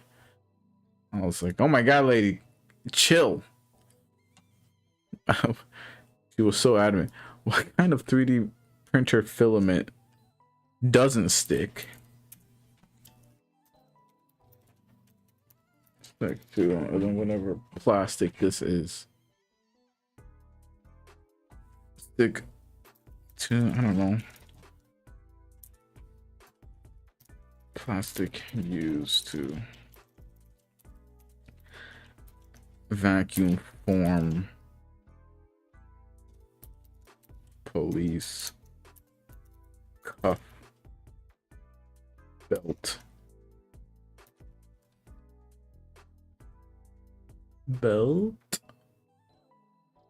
holders. I don't know. You know, I don't know. On this side, I totally forgot about the belt loop. So we should have some slits here where this guy can slip in this belt thing. But I don't know. Because he's not using a vacuum. So it's not going to be really great definition.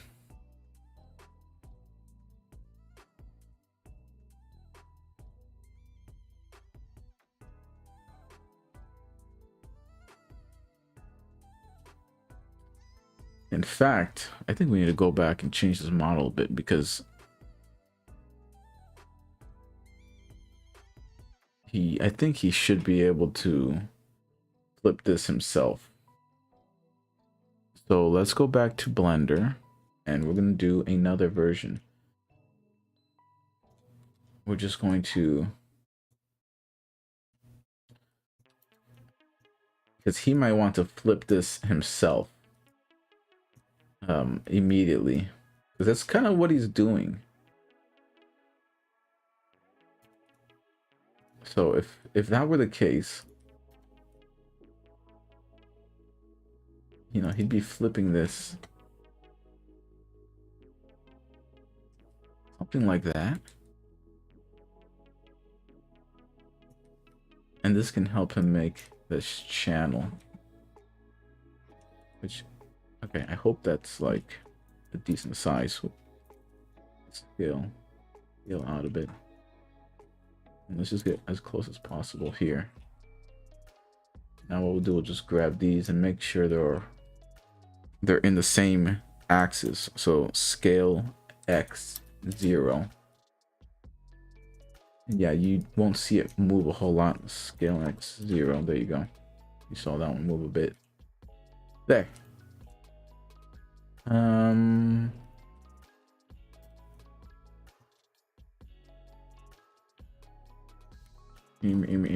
don't know, let's bring this down a bit. And then let's bring this up a bit.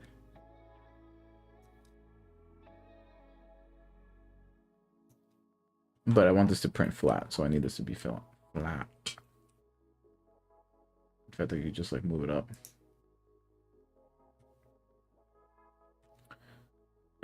Well, actually, yeah, that's fine. That is a-okay.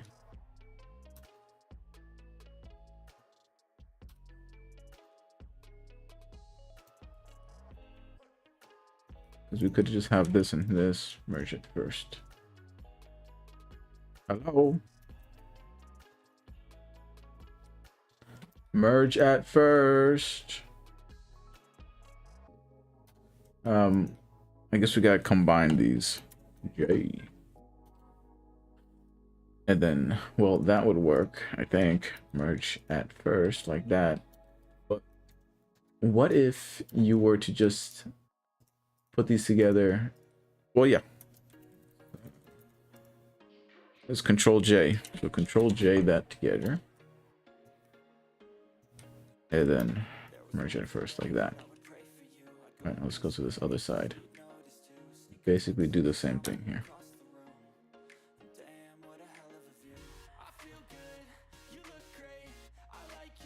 You know, and I guess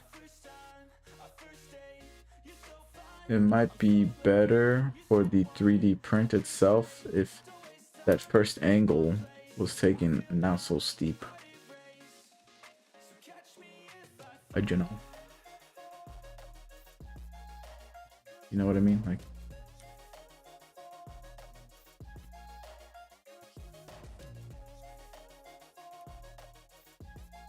I probably just like bring this down a bit.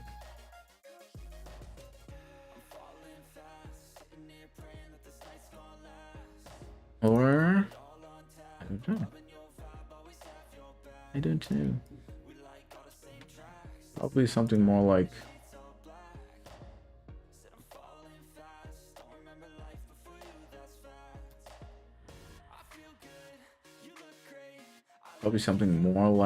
that.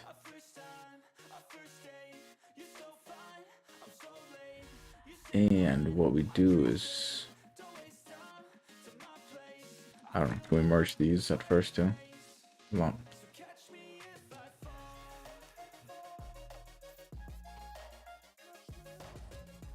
Something like that.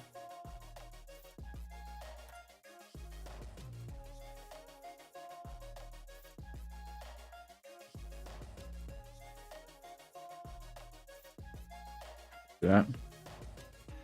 To make it flat, you know what I mean? Because a printer is not going to take super steep angles really well. It's going to be ugly. Which again, I don't think is a massive deal.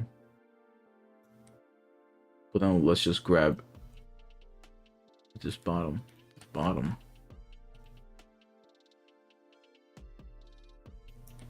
Let's just grab the bottom vertices.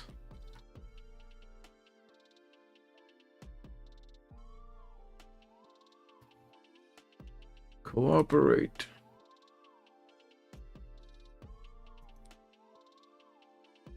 All right, like so. And then scale Z0. That'll scale everything down. Too flat.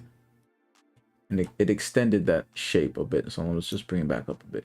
There. Now it should print. And, you know, still, like I'm still trying to maintain these things as separate. I guess, you know, you could have.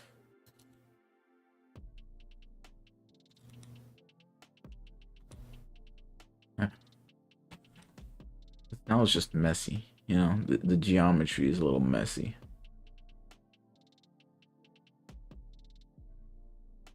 So we could have joined these things.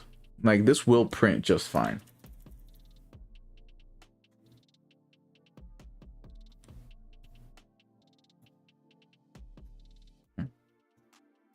I'll show you the different way of doing this.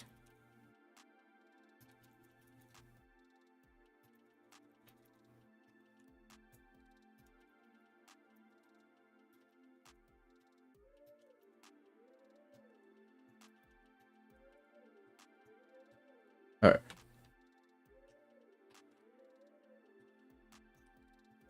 So you grab these two together, and instead you went over to edit and then union.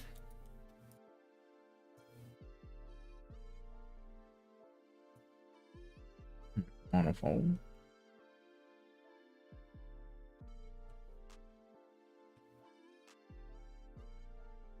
What happened here?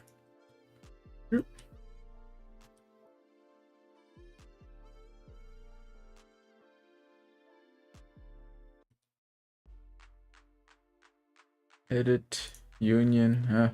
Something funky is happening.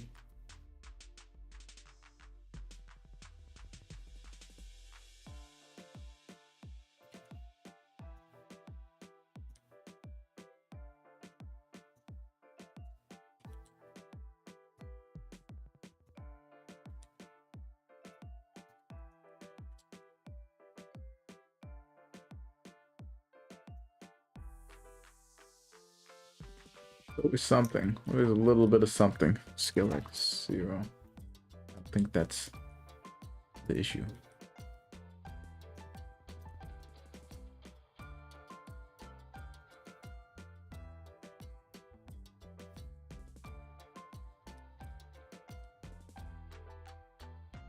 What is the issue?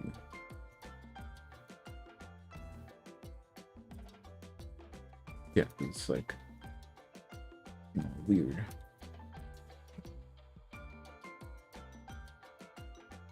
Acting all weird. Let's try to apply all transformations and then union. I don't know. That was a little bit different. Let's see what happened. New. Just don't.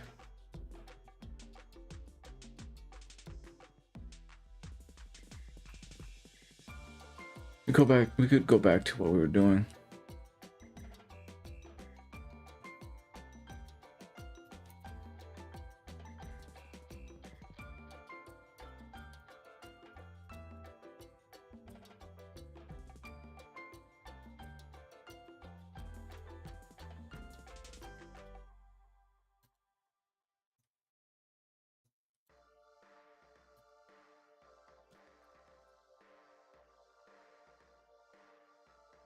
No. Weird. Figure that out.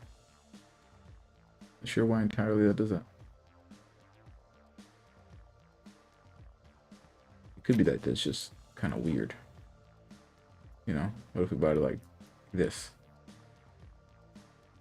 Ah, still weird. Alright, whatever. Control J it is.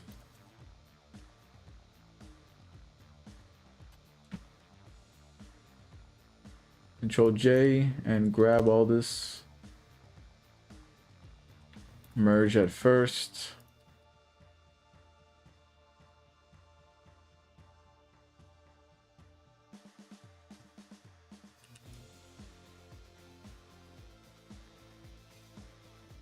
What's the other side? Ah, it's Kydex. That's what it is. Yes. Doesn't bond chemically. Grass mechanically if textured, but generally peels off easily. Very low surface adhesion. Nylon. That's what I was thinking. Sticks a bit more than PETG. Worst adhesion to Kydex. PLA does not chemically bond to Kydex or ABS. It usually barely grass even with heat. Great if you want something that won't fuse to the surface. Okay. Good to know. Alright, let's grab these vertices. Merge at first. And we're going to recreate our bottom.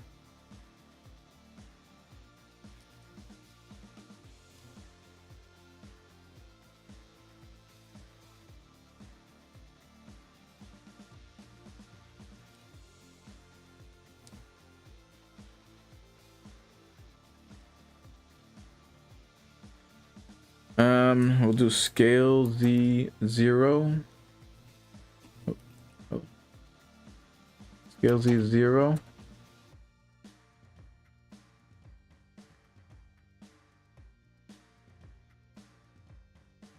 Good. Here's the other problem.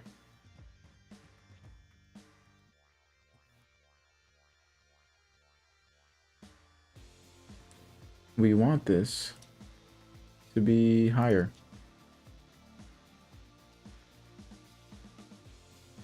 Because otherwise it is not going to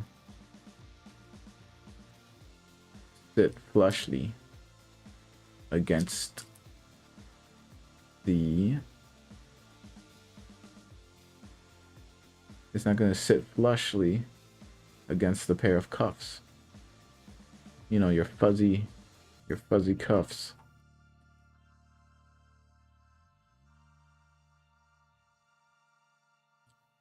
Let's just grab those things.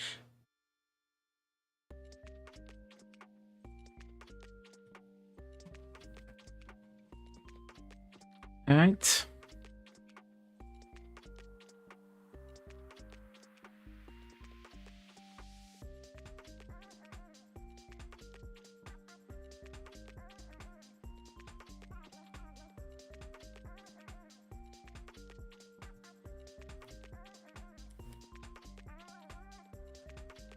And even the thickness of this thingy is gonna be a little bit of an issue. So we gotta bring this up. Like so.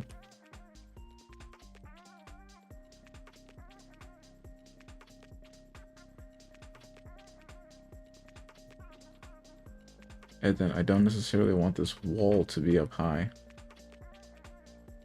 Where are we at? There we go.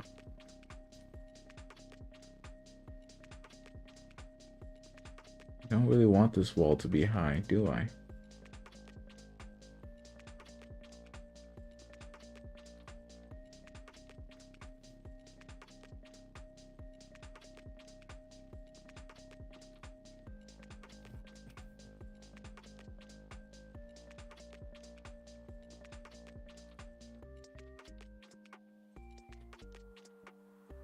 The plastic is going to go on top. Form. Back to bottom.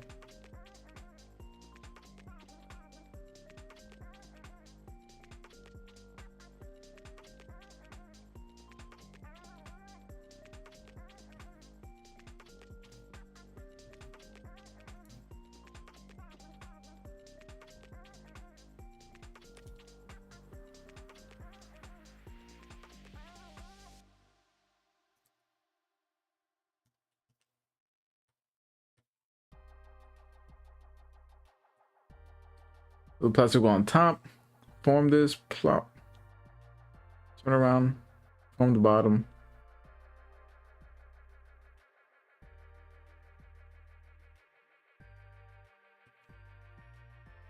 And so is this actually enough?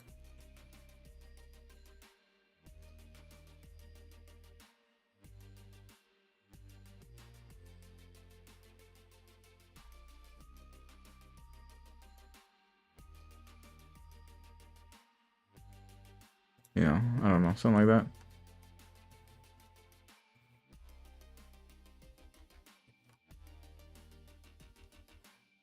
Bring this back up.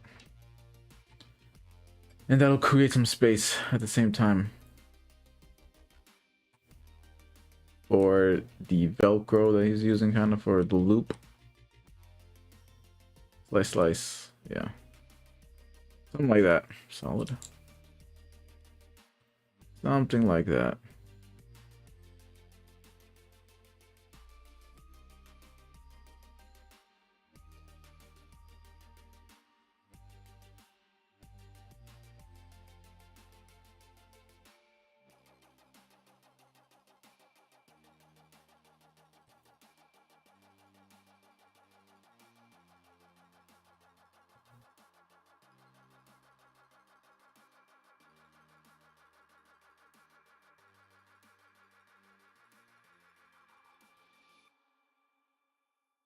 And again, it's got to be designed like this just because he's not using a vacuum. We'll design a vacuum version.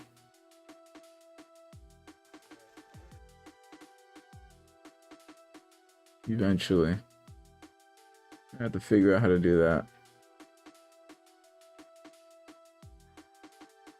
It's gonna be too hard to just have some holes here at the bottom.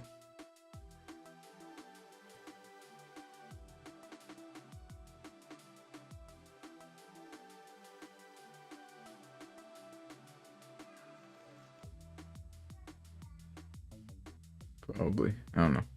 Oh, you know, just put it on a grate. It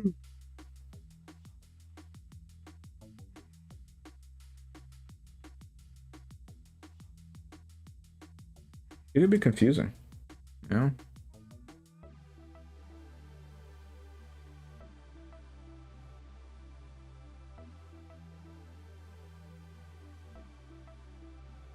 And then they sew it, but then the bottom can cinch up to the top and then be really tight, and maybe this thing could be overall too tight.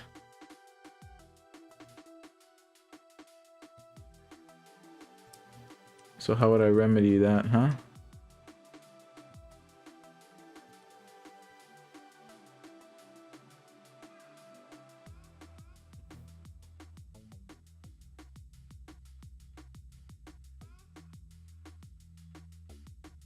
I mean, I think it's compensated by this top. That. But we could just go up a little bit, I guess.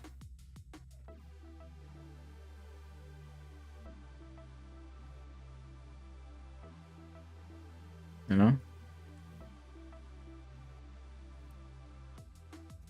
And then just add some space here to the bottom, I suppose.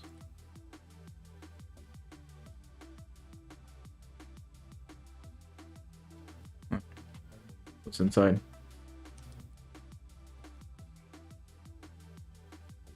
And so imagine the shrink wrappage of the plastic flop, like on the top.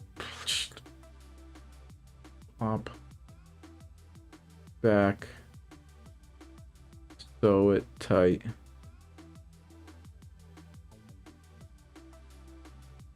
A little bit of space.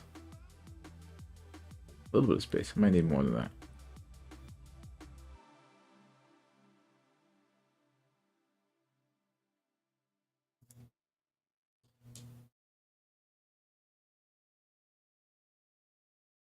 Because what's this measurement here? It's one, less than one. All right, maybe something like that. We'll try that. We'll try that. We'll bring this back down here. There. That's the version that we'll go with. Okay. 3D print, make manifold. Oh, shoot. There was some stuff here. We deleted.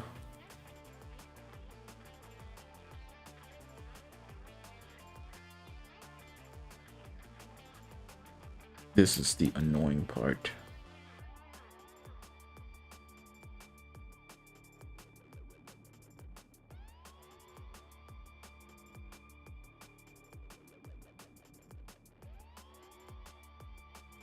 Merge it first. Merge it first. Merge it first. I need one more. Merge it first. Okay.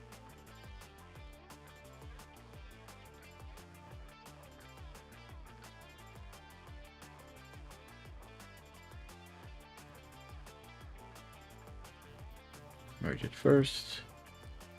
Merge it first. Merge it first. Merge it first.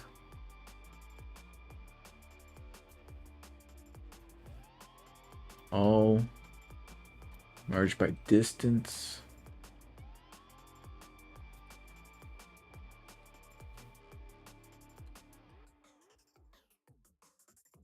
There.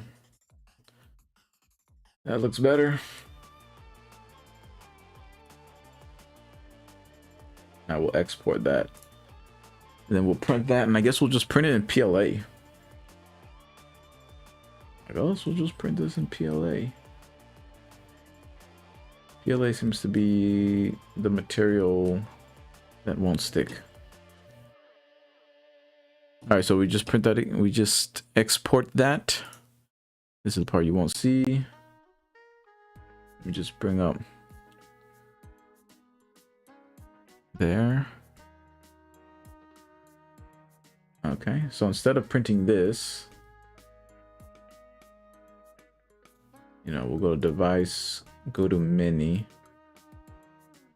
We'll be using the mini. Yeah. Use the mini. Let me see. What's the mini at?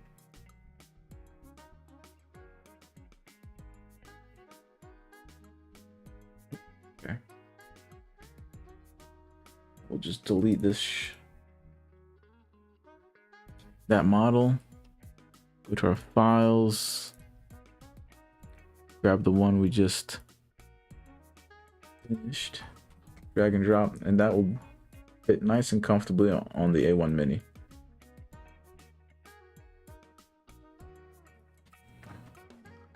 And I don't have filament on this guy. Well, I do have filament, but I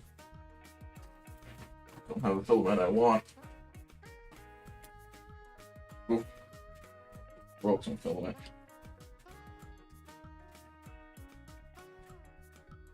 Yeah, and I guess we'll just print this.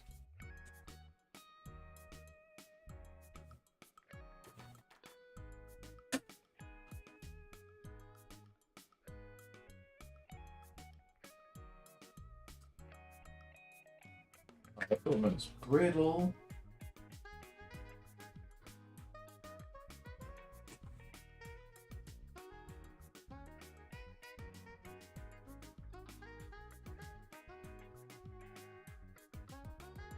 Filaments can become brittle if they're exposed to too much moisture.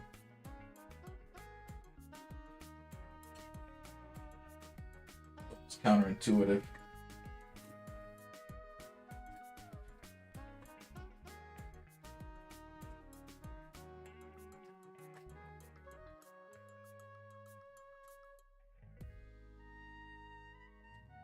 You gotta use another piece of filament to chase it out.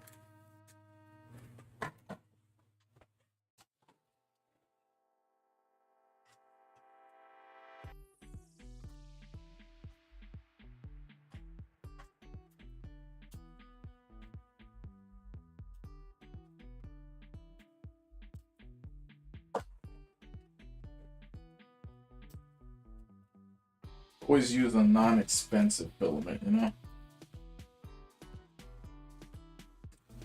Is it out? Oh my god, it's not even all out yet. It's peppers.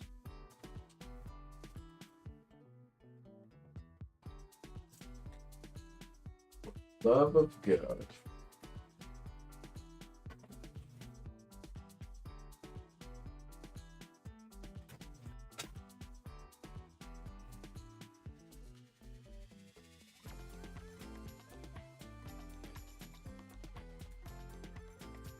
Amazing that the filament just falls apart. You gotta dry your filaments if you can. Even PLA could benefit from drying.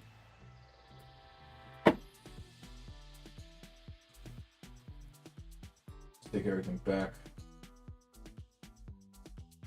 Where you belong.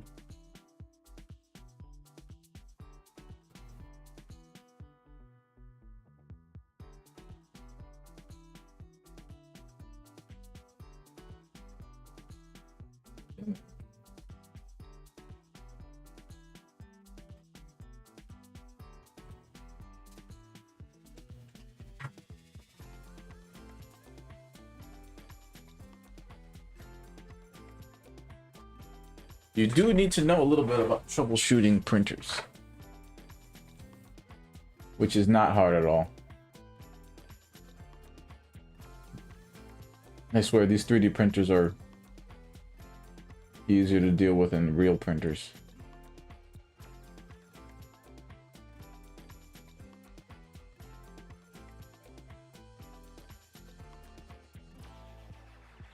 Except for when we have connection issues. Okay, no, we don't.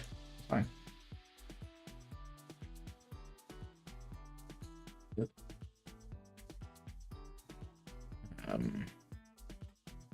Generic PLA gray. Oh, Peachy, where are you? You have Peachy visiting us as usual. All right, slice this. Oh, we need to resync because it's gonna think that I'm printing out of something else.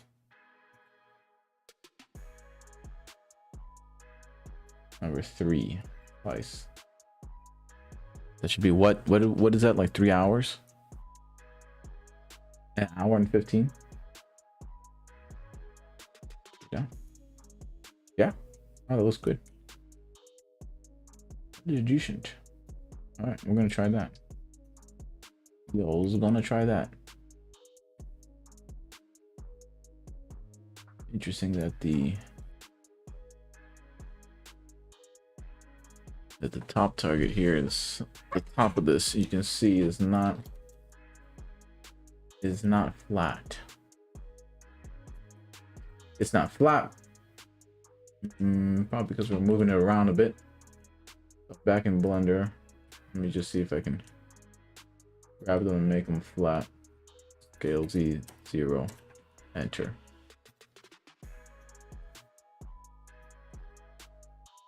Make manifold and export again. This is why timestamps are so useful. Because if you go back in Blender, like I always say,